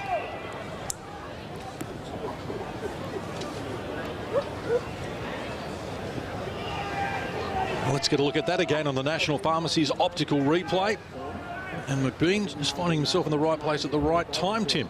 Oh, look, he's so mobile for a big man, and he's able to do these really sneaky things. He's kicked one like that earlier today, and he handled that very well. 3 goals last week. Now he's got another 4. 9 in round 2 against Adelaide, which remains the high watermark in terms of individual goal kickers in the SANFL this season. Strong body in there was Trent Goodrum.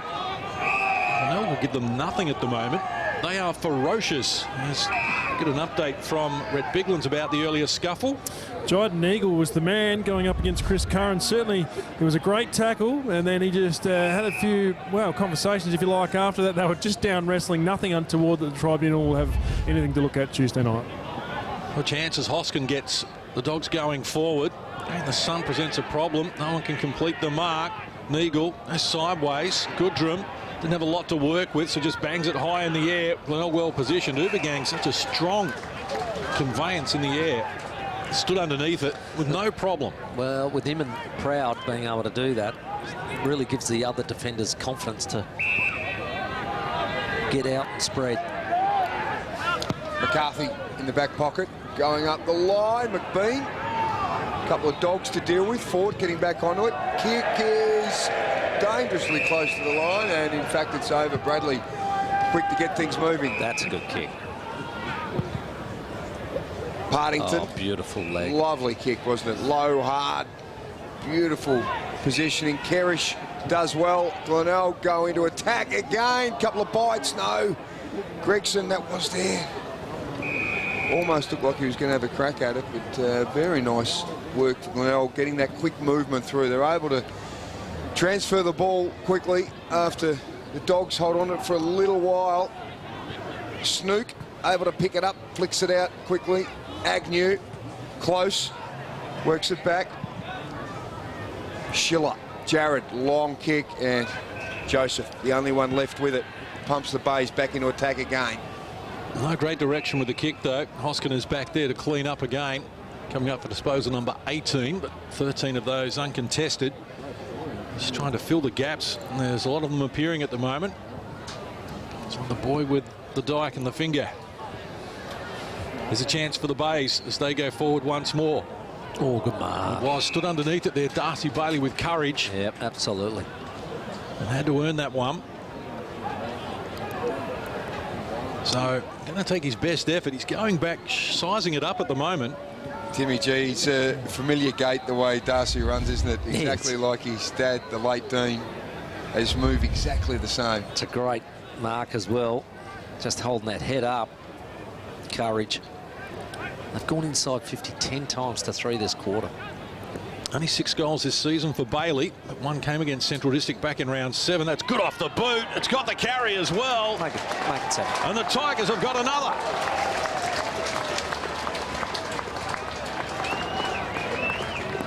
Well, great goal. I think he deserved the goal after that really courageous mark, and they just keep peppering on there. Foot skills inside 50 are definitely better than their opponents, and he was able to hold his head up, take that mark, and then go back and really nail a really good goal.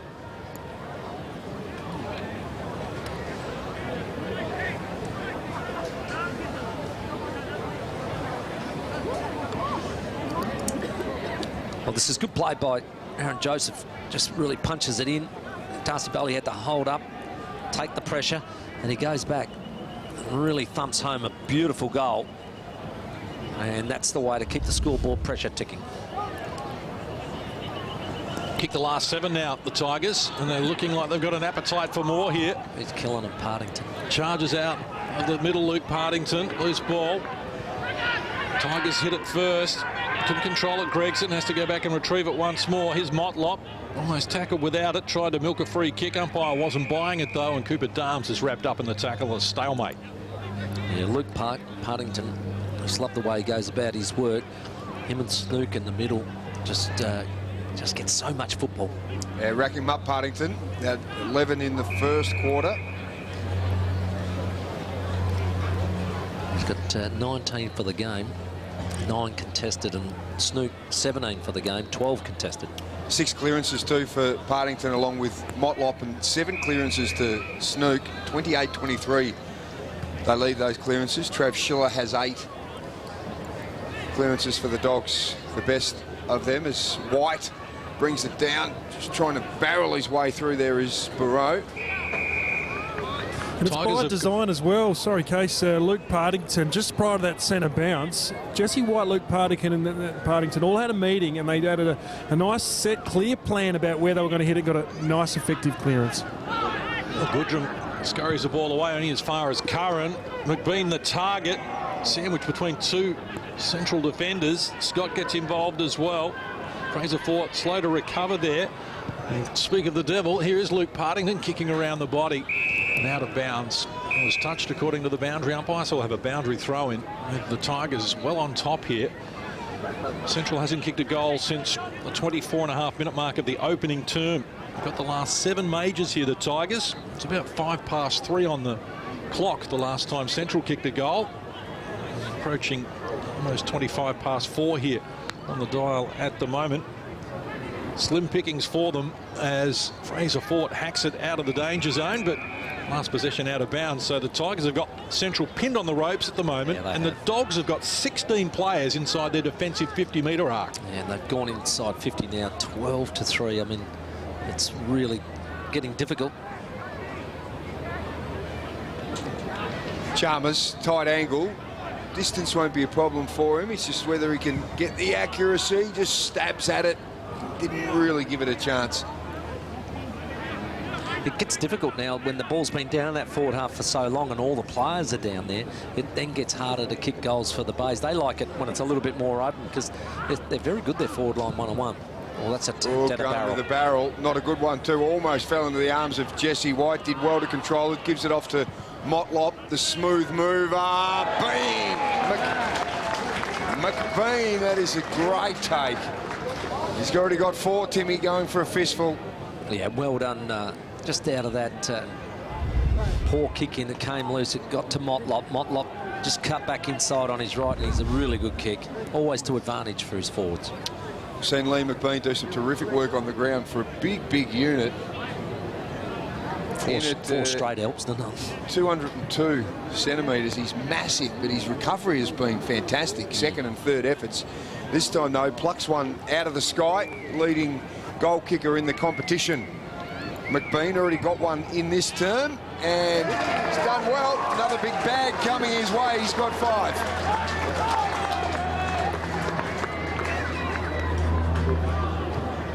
Well, we're only into the third term, and he's had the 10 disposals. He's had 6 contested possessions, a couple of tackles, 5 hit-outs as well, and kicked 5 straight. So having a really good day out and heading that Ken Farmer medal.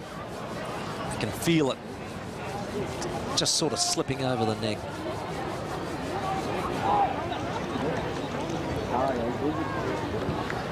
Yeah, the loose ball came. Motlop delivered it. Advantage side for his big forward. And he's done it on the ground. He's done it from set shots. He's really competitive and a terrific goal. 5 games for Richmond in 2015-16. McBean only kicked the 1 goal. Interestingly, there's a chance for Marlon Motlop. He's got Jesse White riding shotgun. They're all over Central at the moment. McBean, the target, wrestles his way to the front, wants the mark. Oh, holding on to it, no said. And play on to advantage is the call. Luke Reynolds will charge into the open goal, and the Tigers have kicked 9 without reply.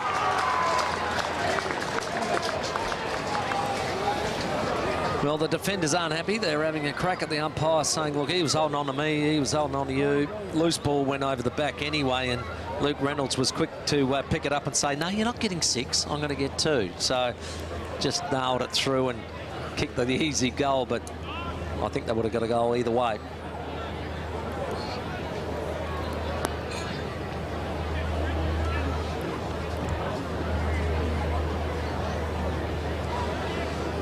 Central's defenders not happy with the call. There's a bit of Guernsey there for sure, but loose ball, everybody stopped.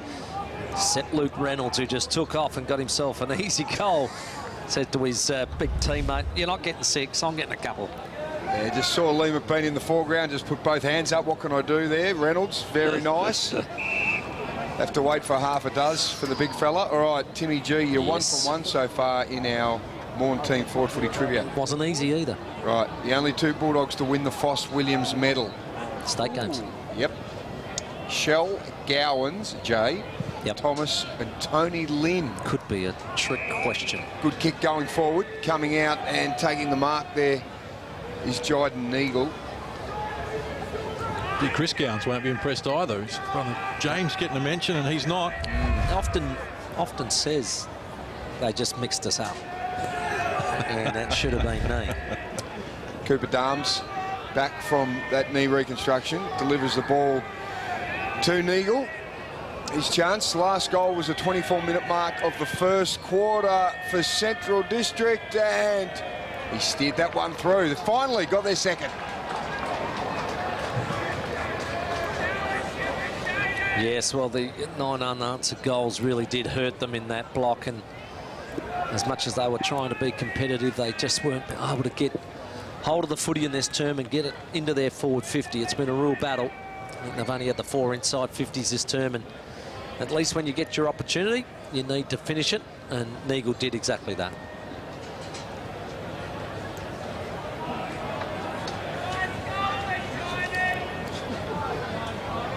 Yeah, been a tough term for the Dogs, but they finally get an inside 50 opportunity, and Neagle playing in front. Not many opportunities coming, so you've got to take them, and he did exactly that by nailing that goal. It's been good for them this season, Jayden Eagle. 19 disposals and a goal last week. A goal kicker against the Tigers as well when they played back in round 7. It's the Tigers going forward. Fraser Fort couldn't control the mark, or at least couldn't complete it. McBean's got it now with a left boot. High ball. Goal umpire doing some work here. And the boundary umpire taking evasive action. He's missed a lot.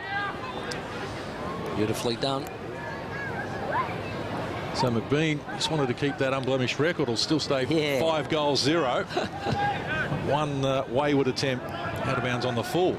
Curran, did that well. It's called a play on. Umpire. Well, the kick wobbles off the side of the boot. Bailey, the one-hander. Oh, nice grab there. We might see that again. And then running for the SANFL mark of the week. Look at this from Darcy Bailey. It's showing off now. Beautiful mark on the opposite side flank. Kicked the goal from there. This one's a little bit more probably daylight for him. Neagle and Bailey going at it.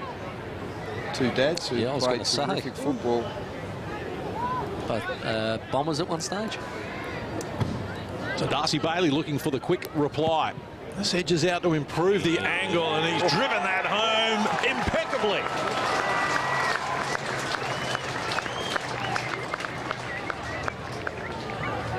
Well, I was probably more confident that he'd kick this one than I was the last, and he proved it well. Very happy with his work with the one-hander, and then finish with a goal makes it all the better, because that's what you talk about in the change rooms afterwards over a West End export. Thank the Lord they don't make that anymore.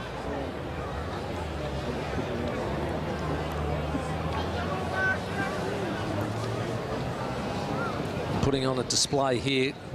Curran took the mark, clean as, but was forced to play on, which ended up being okay. Well played. Took the body and then took the one-handed mark, which was brilliant, but the kick almost surpassed everything else. A terrific kick from Darcy Bailey, his 8th goal for the year in his 7th game. Clearance comes from Marsh, knocking it down to Jared Schiller. Free kick, no. The umpire play on. Jared Schiller having another go, this time going back, having a couple of bites at it. Free kick. It is Menzel, the mark rather. He's taken it well. Plucks it with the one hand to hold it in, just like Bailey did. Let's have another look at this from Menzel. Chalmers saying I had a bit of that, but I'm going with the umpire's call. That was well done by Menzel.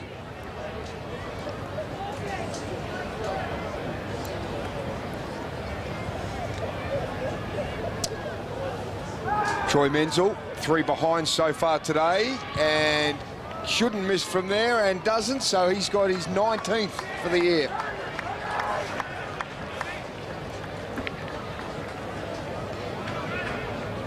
Well, this term, they have only gone inside, I think, 5 times, but they've been able to produce a couple of goals, and that was one of them, with Troy Menzel taking a really good one-handed mark and then a nice finish.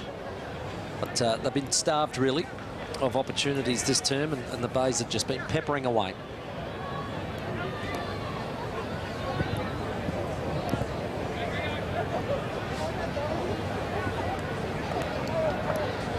Lovely one-handed grab by Troy Menzel, and there hasn't been too many opportunities this term, and he did that very well. Brett Agnew from the Tigers has been kind enough to join us on the headset downstairs at the moment. Things travelling nicely. You put a very good display together today, Brad. Yeah, it's been pretty good. Obviously, the first half was a little bit tighter. We're probably overusing by hand a bit, but we've piled a few on this quarter, which is nice. So scoreboard's looking a bit better. Been impressed with the way you guys have been setting up in the middle as well, and getting some really nice centre clearances. Yeah, we obviously got Luke Partington in this year, and he's improved our midfield quite a lot. And Matt Snook and Motlop and those guys, they're all class. So yeah, Stoney sets us up really well in there. Yeah, looking good, Brad. Hey, great stuff, mate. Good luck for the rest of the game. Thanks for joining us. Thanks, guys. Cheers. There he is, Brad Agnew. Great access there for the Glenelg Footy Club as Max Proud gives it out to Bradley. He's got support from Scharenberg. He's going to look inboard and give it to the skipper, Curran. So Glenelg just sensible with the ball at the moment, measured in the way that they're holding on to it.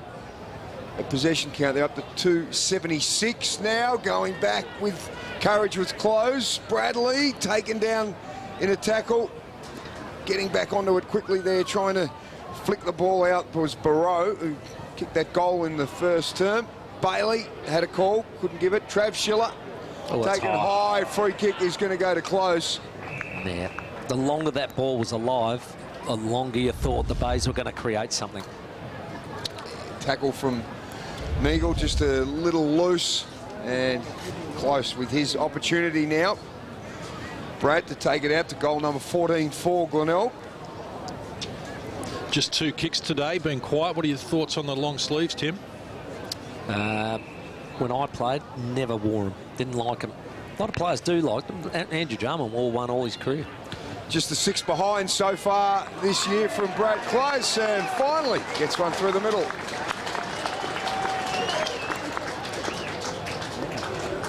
Well, just making that margin pretty ugly now. A good one for Bay's percentage as they try and race for top spot. 50 points now. Won't do them any harm whatsoever. Just showing their class at the moment and confidence that they've got in themselves and the way they go about it. So, you know, just talking to Agnew then, he's full of confidence. You can hear it. And just a free kick going here. Just not getting in and under. That's right above the shoulder. That is the good old-fashioned round the neck. A really good finish at goal, and the Bay's just opening up a 50-point margin now. Let's get the Red Biglands. Been pretty lucky on the injury front so far, Glenelg, and particularly Kyle Nicholson is only 5 to 7 weeks away with that Achilles. They're also getting Ben Sawford back, who I saw up in the grandstand. He's 1 or 2 weeks away with that hamstring. Had those knee and back issues earlier on this year. Jack Cluss is a test as well. And for the Doggies, well, Brandon Dew is out for the season, and Jordan Fennell just 1 week away, as well as Fraser O'Gorman. So the injury management side of things down here at the Bay has been pretty good. Got a new gym here, and obviously doing some great work off the field as well. Crowds have been healthy. A lot of expectation around the Tigers this year. And we'll get to some more Morn Team Forward footy trivia for the answer, Tim Ginniver. Name the only 2 Bulldogs, 50-50 chance here, to win the Foss Williams medal. Oh, I really don't know. I think it's B and C. There you go. I'll go with that. B and C. How bad is that? You really didn't know. Told you I didn't know. Tony Lynn in 93. Wow. Daniel Shell in 06. Now, am I right in saying Tony Lynn actually left halfway through the year and went to Carlton that I reckon year? a mid-season draft. Yeah. He did get picked up. 93. Yep. Well, there you go. I reckon you're spot on there. Just not the answer we needed. Well, if that had been the trivia I'll question, give you a bonus point. Tony Lynn, wasn't it nicknamed Teddy Bear or something like that, I reckon, Tony Lynn? Yeah. Terrific footballer. Very composed player, Lynn. Mickey O'Loughlin also won a Foss Williams medal, but he only, I think, played his juniors here at Central District, and a couple of bites at it was Josh Scott. Reynolds as well, trying to get it out. Here we go, Motlop, have a look at that for a little bit of class. Sneaks it through, Marlon.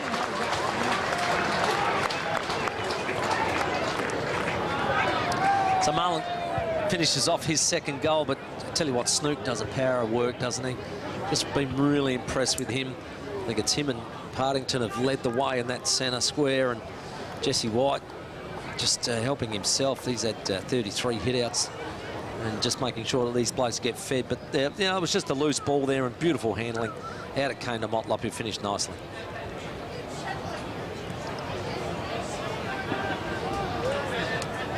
Deep entry, good contest. Well done, Scott. Comes loose, and watch this quick give by Snook. Beautiful hands and great finish by Motlop. That's his 2nd goal.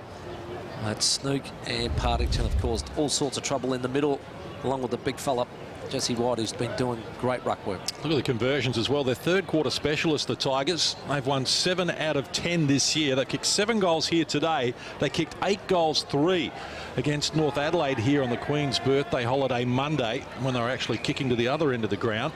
And they were outstanding. Once they get a roll on, they are so hard to stop. And that's why they're the most efficient team and the highest scoring team in the competition. We spoke yesterday about the Eagles kicking 100 points in 3 successive games for the first time in 10 years. Well, they've kicked 100 points in 4 straight games, and 1 other time during the season, the Tigers. So 5 out of their 10 games, they're up on the 100. It's catch me if you can from the Tigers in the SANFL this year. And here's Max Proud cleaning up defensive 50. Elliot Chalmers across ground, approaching the 28-minute mark of this 3rd term.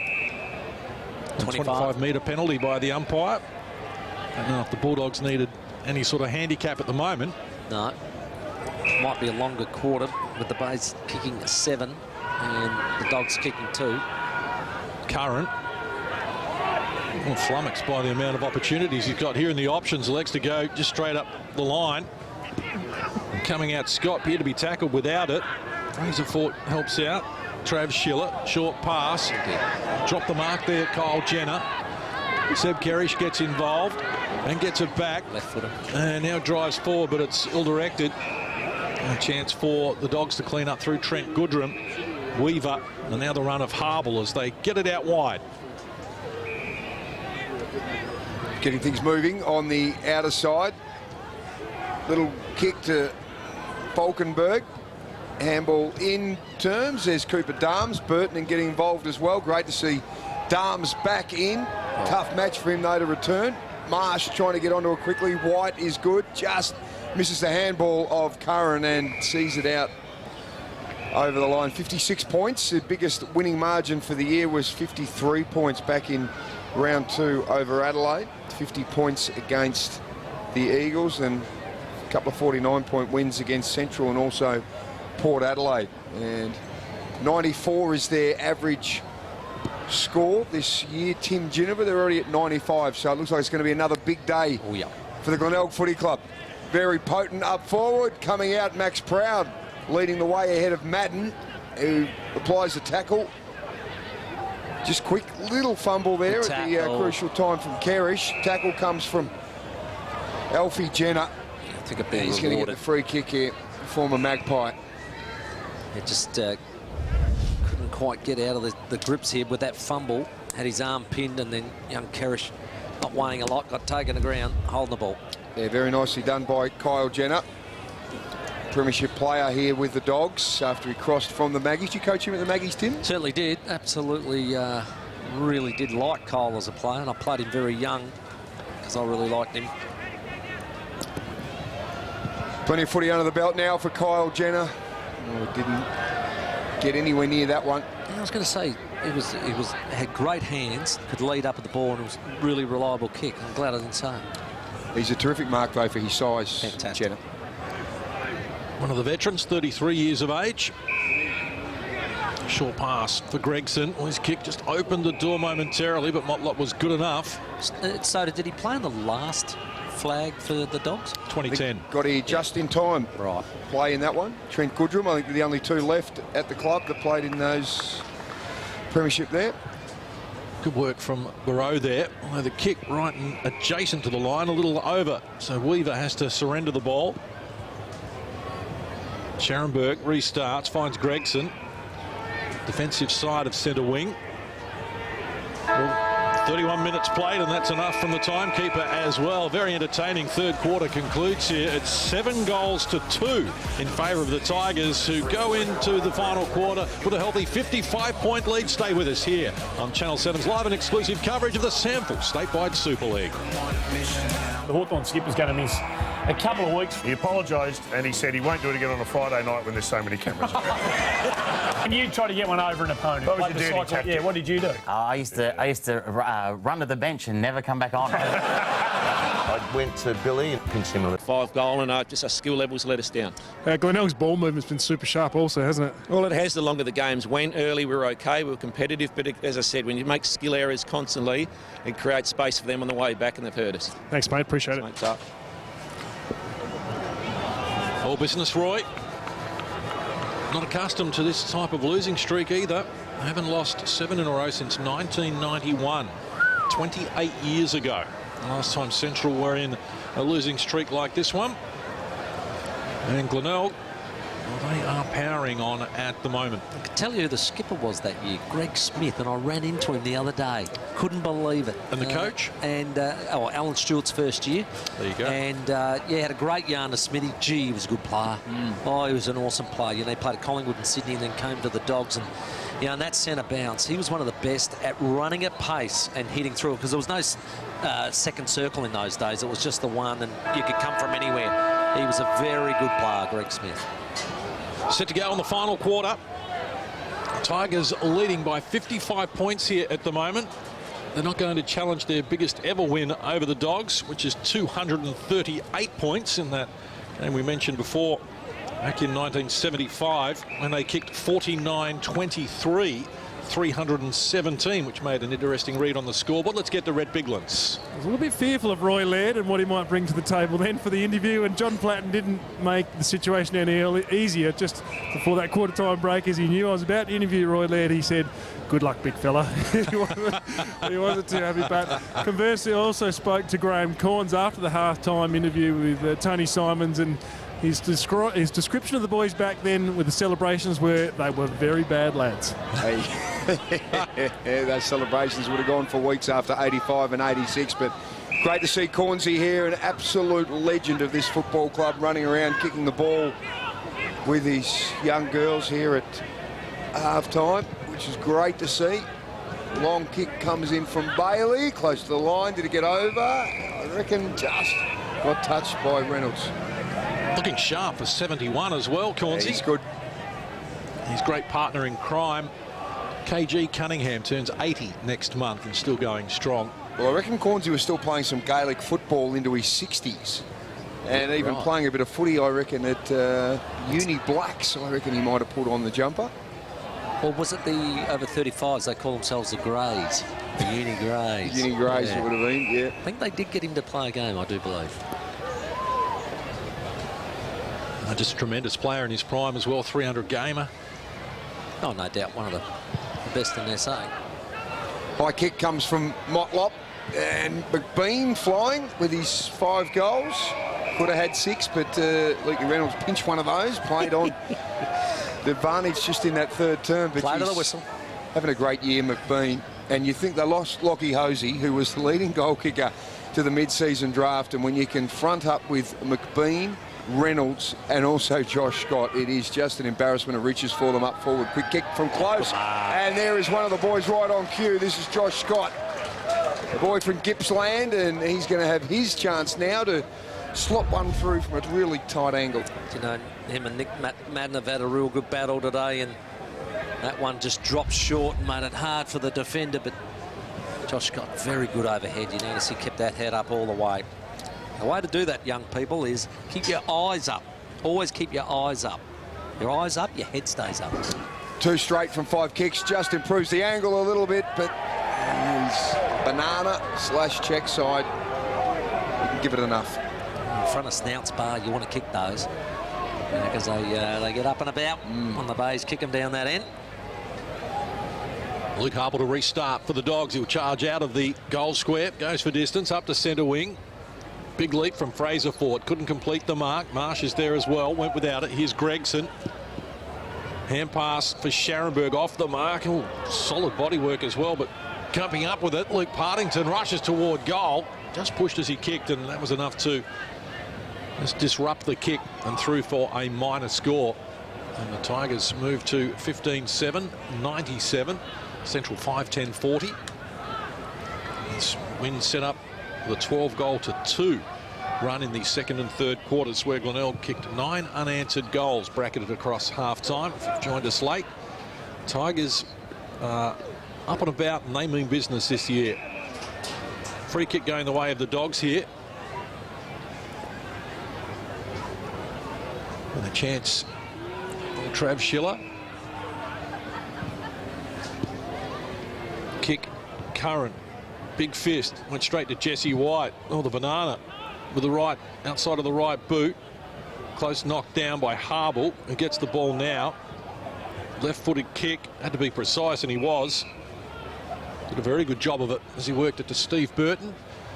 Second game, coming off a best on-ground display for his team last week with 26 disposals, up to 17 today.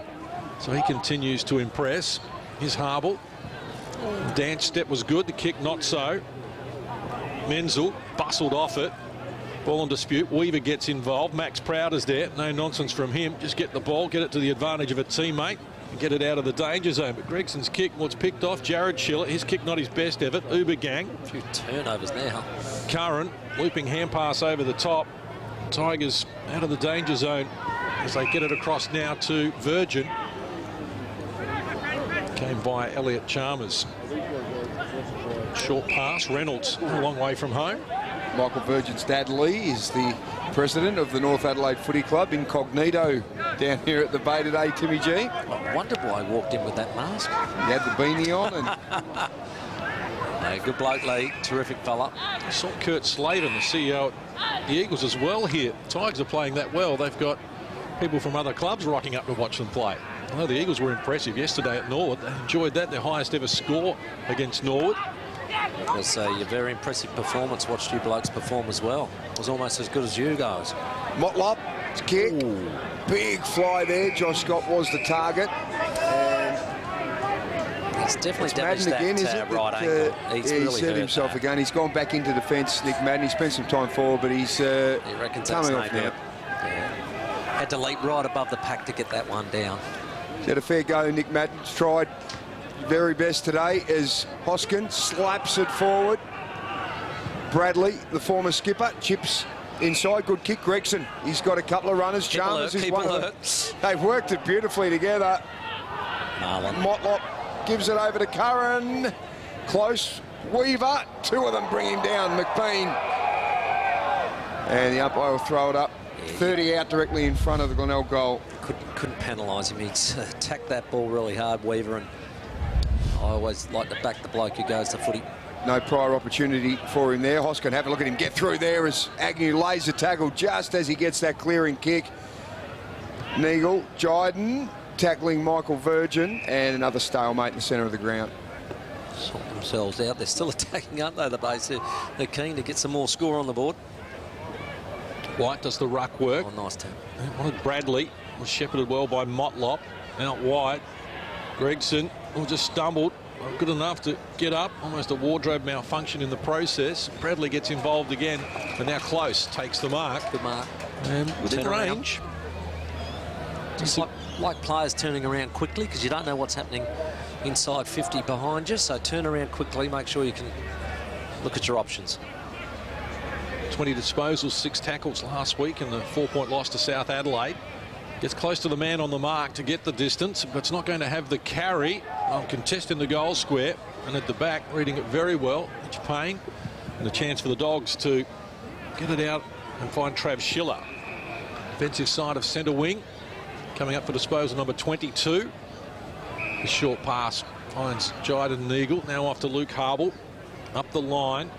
Oh, Curran, just so steady. Great grab too. Read it well. Just no fuss about him at all. Kerish, Aaron Joseph, Uber Gang. Oh. Snook. Yep. Snook up the line. Here comes Scott. Oh, good attack. He took it full-chested. Hands off to Reynolds. Advantage Charges side. on now to McBean. That is pretty to watch. Glenelg with some champagne football. Oh, good skills right from the back line, down the flank, and when Scott took that really good mark attacking the footy, he gave the little give to Reynolds, and I knew this is going to hit a target. He knows how to deliver the ball, does Luke Reynolds, and advantage side for his big fella again. So maybe, you know, he did deserve to steal that one off McBean, just because he has delivered two to him like that. Liam McBean, goal kicker in each of the 3 quarters so far completed. 2 in the second, 2 in the third.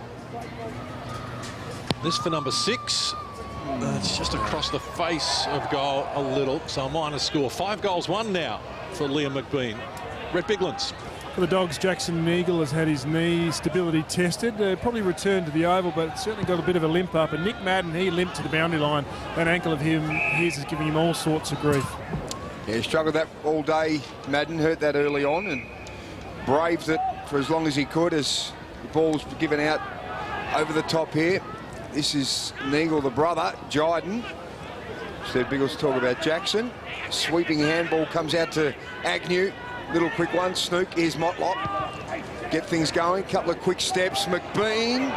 He's trying to push Llewellyn under the ball. He's got back onto it well. Done really well in that situation. He's sort of brought it under him, but I think the umpire will give him the benefit of the doubt there. Yeah. Look, a good 50-50 battle that. I thought it was terrific, and both players had a little grab on each other, and both players I think deserved it a 50-50. Seven-time premiership coach Roy Laird on the boundary line as Jesse White takes it. Just a delicate little kick to Reynolds. He's done some good work in the forward line. Partington taken down in a tackle by Barreau. Just getting a little piece of advice too in the ear, I reckon. Little flick out. Good smother. Motlop, terrific smother. They're going to like that, just up near Snout's bar in front of where he did some of his nice work there. Comes back to Curran. Hurried kick forward, close in a good position. Harble, though, with the punch is good. Jared Schiller taken down by Agnew. Tackling been impressive today, 72-56, and that's a great smother off the boot. They're 1%ers. See what you get, half a dozen smothers in a game, you're going to win a game of footy. Oh, there's Kerrish almost getting into the back of Mitchell Payne, but holding the ball is the call. Sat on it, unfortunately, and umpire said no attempt. Gonna like that from the first game. Seb Kerrish, who's 20 years of age. Teenager Mitchell Payne not backing down either. And Glenelg on the attack. McBean, well, they monstered him. And Scott dragged out of there as well. It's almost as if the Bulldogs have decided that McBean and Scott aren't going to kick another goal. If it's someone else, that's okay. Putting the clamps on McBean, but the big man does the ruck work against Fort. Brad Close wrapped up strongly in the tackle by Harble. Somehow they got a kick out of there. McKenzie scurries a high ball, and look at the courage. Expect nothing else from Jared Schiller. Good disposal as well as he hits McKenzie. Runners outside of him. And the mark's been taken here by Jyden Neagle, who wants to go more centrally now. Weaver the target, running past McKenzie. Now, a lot on offer in terms of their forward 50 at the moment. McKenzie has to steady. And Marsh did well. Hands over to Hoskin. Known goal kicker. Hoskin gets a good piece of it. And that's an excellent finish for the Bulldogs.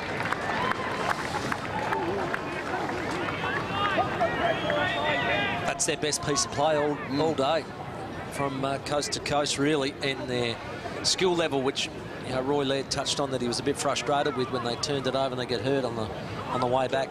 Not to be there. Everything was really nice and clean, good footwork, and even Big Marsh, I thought, he took the mark and quickly gave off, but very unselfish moment.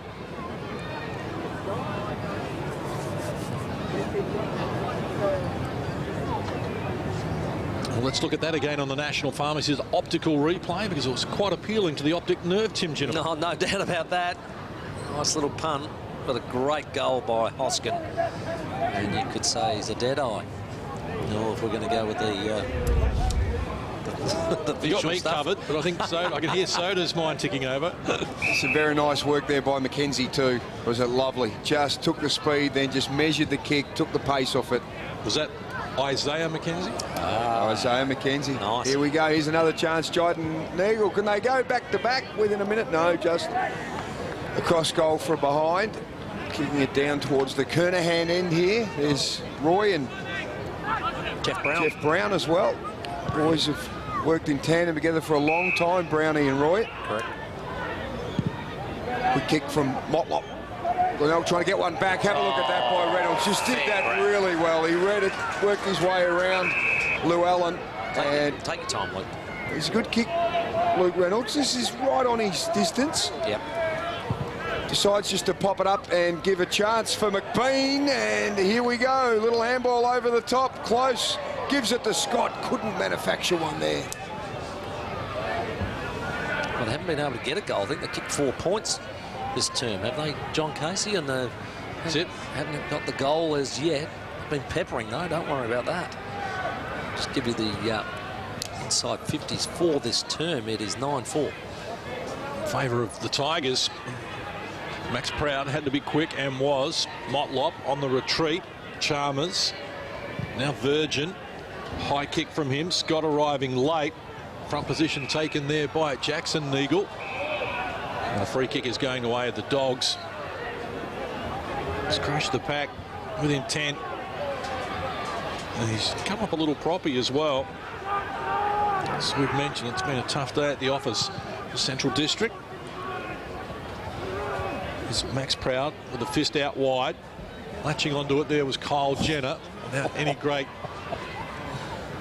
Not sure how that came out. Well, Trent Goodrum gets the kick and now scored it out of bounds by Ryan Falkenberg. Split round 11 of the SANFL Statewide Super League next week. Next Saturday, North Adelaide against Port Adelaide. Certainly looms as an interesting matchup. Yeah, it'd be interesting to see who's in that Port Adelaide lineup, of course, because after at AFL level, they swung the axe a little bit. None of those boys got the opportunity to play at SANFL level this week because of that split round. Jyden Neagle. White has been good again today. White is Sharonberg with the kick. No one inside the 54 Glenelg. Close, trying to put a tackle on there, and the umpire is going to penalise the Dogs. A bit harsh, I thought. Nick Madden back out there again, isn't it? Yeah, he's back. Giving the ankle another crack. Long kick. Oh, have a look at that. Josh Scott. Can he play up forward or what?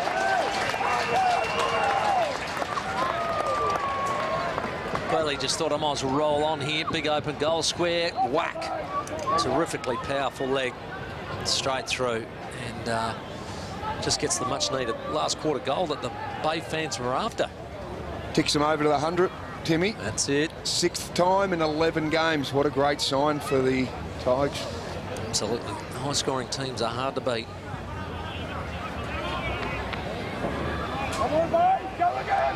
Get a look at that again on the National Pharmacy's optical replay, and Josh Scott unloading. He just saw the open square. He just thought, I'll just go for it. I'll just roll on. And it was the much-needed goal they wanted in the last quarter, the Bays, because the fans are just getting a bit antsy. Got the century. 4 goals last week, Josh Scott. To 3 here today. A couple against Central District back the last time they played here at the Bay as well. Not sure about that one. Too high. Jackson Eagle diffuses it. Support from Goodrum. Now Jared Schiller. Disposal number 25 for him. And they've run it out of their defensive 50 with some expertise here. Burton getting involved. Virgin did well with the body there. Needs support. Snook, hand pass knocked down or partially smothered. Gets it back there from Jonty Sharonberg. McCarthy hasn't had to do a lot today, but what he has done has been very good. Joseph and now Motlop with it. 376 disposals for Glenelg, 258 for Central, so 100 plus in the disposal count. I don't see that too often, but it's been a domination today from the Tigers. Still plenty of time to crack the 400 mark as well here as we approach the 18-minute mark of this last quarter. Set up for a tremendous run to the finals in the SANFL as well. We have to start considering those soon. Here's Josh Scott presenting. Great grab. 25. Just crept over the mark, but a bit of tiredness creeping in, but that's really good hands. Again, how you notice he keeps the head up by keeping the eyes up on the football, not worrying about the impact from behind. And that's a really good sign of a forward. Leading goal kicker in 2 of the last 3 seasons for the Tigers. Highly decorated junior. I'm surprised he didn't get a crack at AFL level, and when he's doing stuff like that, you can see why he was so highly rated. So Scott for back-to-back goals here in the space of 3 minutes. Oh, the umpire had to rush toward the near side, but he's got all 6, and that's 4 now for Josh Scott. Well, the 3 forwards we spoke about pre-game have all contributed. You've got McBean with 5-goal 1. You've got Scott with 4-goal 2. And you've got a couple of goals to Luke Reynolds as well. So I've noticed Luke Reynolds working a fair bit up the ground as well to link up. And it's a good move because he's got really good skills, as we've seen, delivering inside 50.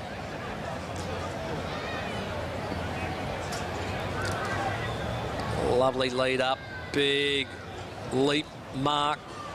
And then the main thing from Scott was to finish, and he's done exactly that. And the 3 big forwards combining for 5, 4 and 2 goals. That is excellent. Yeah, 4 to Scott there. Agnew doing some work in the centre of the ground, and the tackle from Snook trying to just put some pressure on Stevie Burton.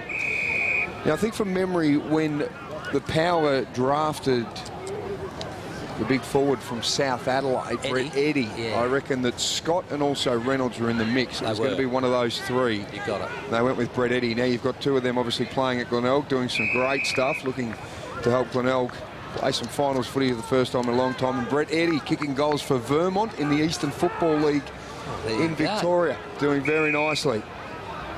But yeah, probably Josh got pretty unlucky that he never did get that chance at the top level. He was the leading goal kicker for Gippsland Power too in the TAC Cup. Let's face it, he's only 25. Now, James Podsielli was 28 when he went to Geelong. Plays in a flag, ends up with another 5-6 seasons. Plays with Adelaide for 4 years, I reckon. So absolutely. Never say never. And as we saw on 7 News recently, just involved in launching the big AFL Max Play Centre, along with... Looks magnificent. Yep, Rory Sloane. It's going to be huge. Opens up next week, next Saturday. There's a couple of bites at it. Marks there taken by Falkenberg in game number 2. Little kick is okay. And 25. Let's have a look at that there against Aaron Joseph. So Jordan Neagle got out of it okay, but he's going to walk into almost the square. Have a look at it. Yeah, just late, and Falkenberg taking a good grab and turning around, hitting the target, but he earned it. Careful there, Tim. It is late in the game. Pronunciations are important. Let's have a look here at Jordan Neagle to get the Dogs up over 50 points from point blank, able to steer it through.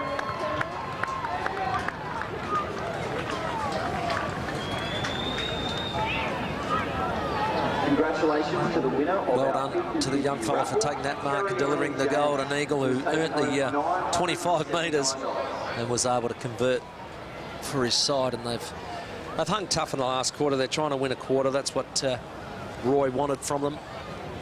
They've so far been able to do that. I think it's 2-4 to 2-1, so they haven't won a quarter. Got to keep going.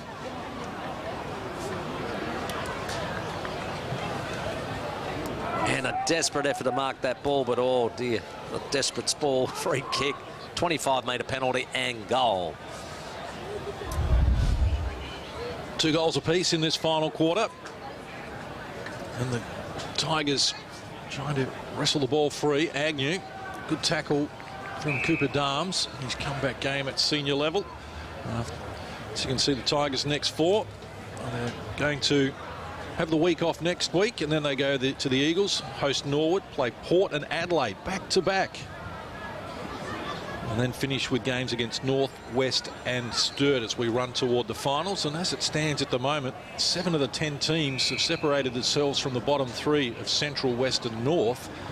And 7 doesn't go into 5, Tim. There's going to be 2 teams who not only would think they're good enough to play finals, but I think most of the 7 teams that are in the mix think their best is good enough to win the whole thing. As you should.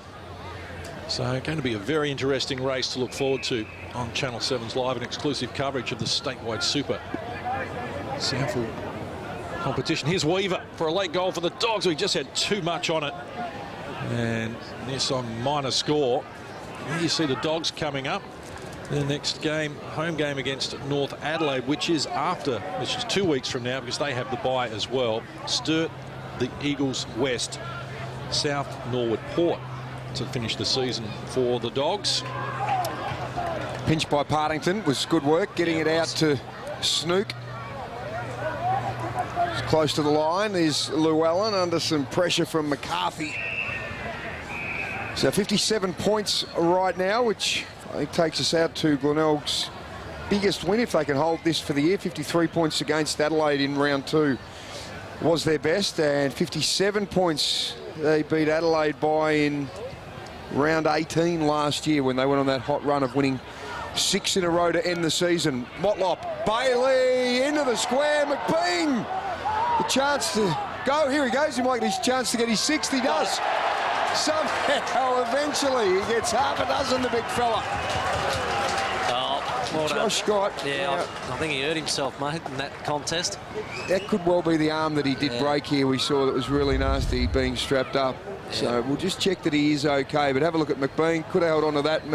Madden bumped into him. Oh, that he landed on it, didn't he? Yeah. Taken down there in that spin. But McBean able to get his 6th while all of that does go on. So a big day for him. But just Josh Scott still nursing that arm. We'll get Rep Biglands to keep an eye on that. We'd hate to see anything happen to him.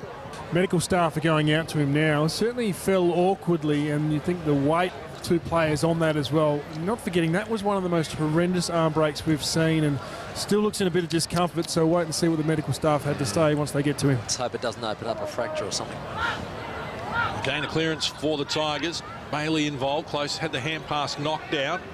Jared Schiller still working hard. Weaver, oh, look at the intent there from Johnny Scharenberg. 25.5 minutes played, massive lead, and he's diving on the smother. The Tigers mean business. Here's McBean, oh, he just tripped at the wrong time. Opens the door for Luke Harble. He goes out wide, and Weaver involved again. Dylan Weaver been good today. Hasn't stopped trying all afternoon. Right next to the boundary line. Problems there for Marcus Barreau. Here's Weaver again. Can't control it.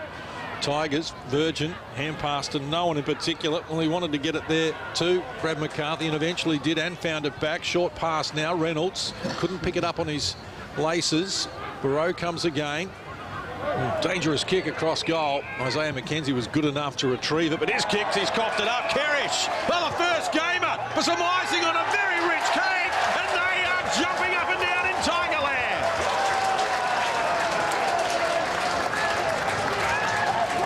Well, you can see the excitement there from teammates. It's always great when you have a kid make his debut. You want him to have a good game and remember his debut. And then to have a finish like this, it's just so exciting. Just watch him attack the ball, intercept mark, and then deliver beautifully. Straight through the goals. Loved his confidence at it as well. And what a great finish. So exciting for him. Mate, he will love that. He will go to sleep with a smile from ear to ear. Remember that forever, Seb Kerrish. First goal in league footy. Nice little interception by the 20-year-old and ran it through. Let's head down to his boss, Rhett Biggles. Biggles, he'd get a little pay rise for that, wouldn't he? Well, if only I could get him to put his shoeboxes away like he kicks goals, it would be a lot better off. But I was that nervous for him going in this afternoon, but that is just a terrific finish. Fantastic. Great to see as Mark taken there by Agnew. Developed a really good defence, Glenelg Footy Club. We know their attack is terrific, but along with Sturt, they've got the best defence in the league statistically. And Johnny Scharenberg, overlooked in the draft, All-Australian as a junior, gives it to the big fella, Jesse White. Hasn't he been an important acquisition of the club? Jesse White, the position that he's playing here is just fantastic. Graphic designer and illustrated Eddie Betts' book. Wow. That Eddie has done just recently. A terrific photographer as well, Jesse White. So multi-talented man as Curran. That is just clever. Worked his way into the best position. He's got strong hands. He has led the way as skipper today, and that's 12 marks now that he's taken. He's as good a mark as any player in the competition. As kick goes up, Snoop taken down at the front just as it goes forward, and there it is. Oh, the Tigers, you can feel some confidence around the bay at the moment, and why wouldn't you? Big win here, 69 points. A fighting fury, we're from Tigerland. In any weather you will see us with a grin, risking head and skin. If we're behind, then never mind, we'll fight and win, for we're from Tigerland. We never weak until the tide of sirens gone. Like the tiger of old, we're strong and we're bold.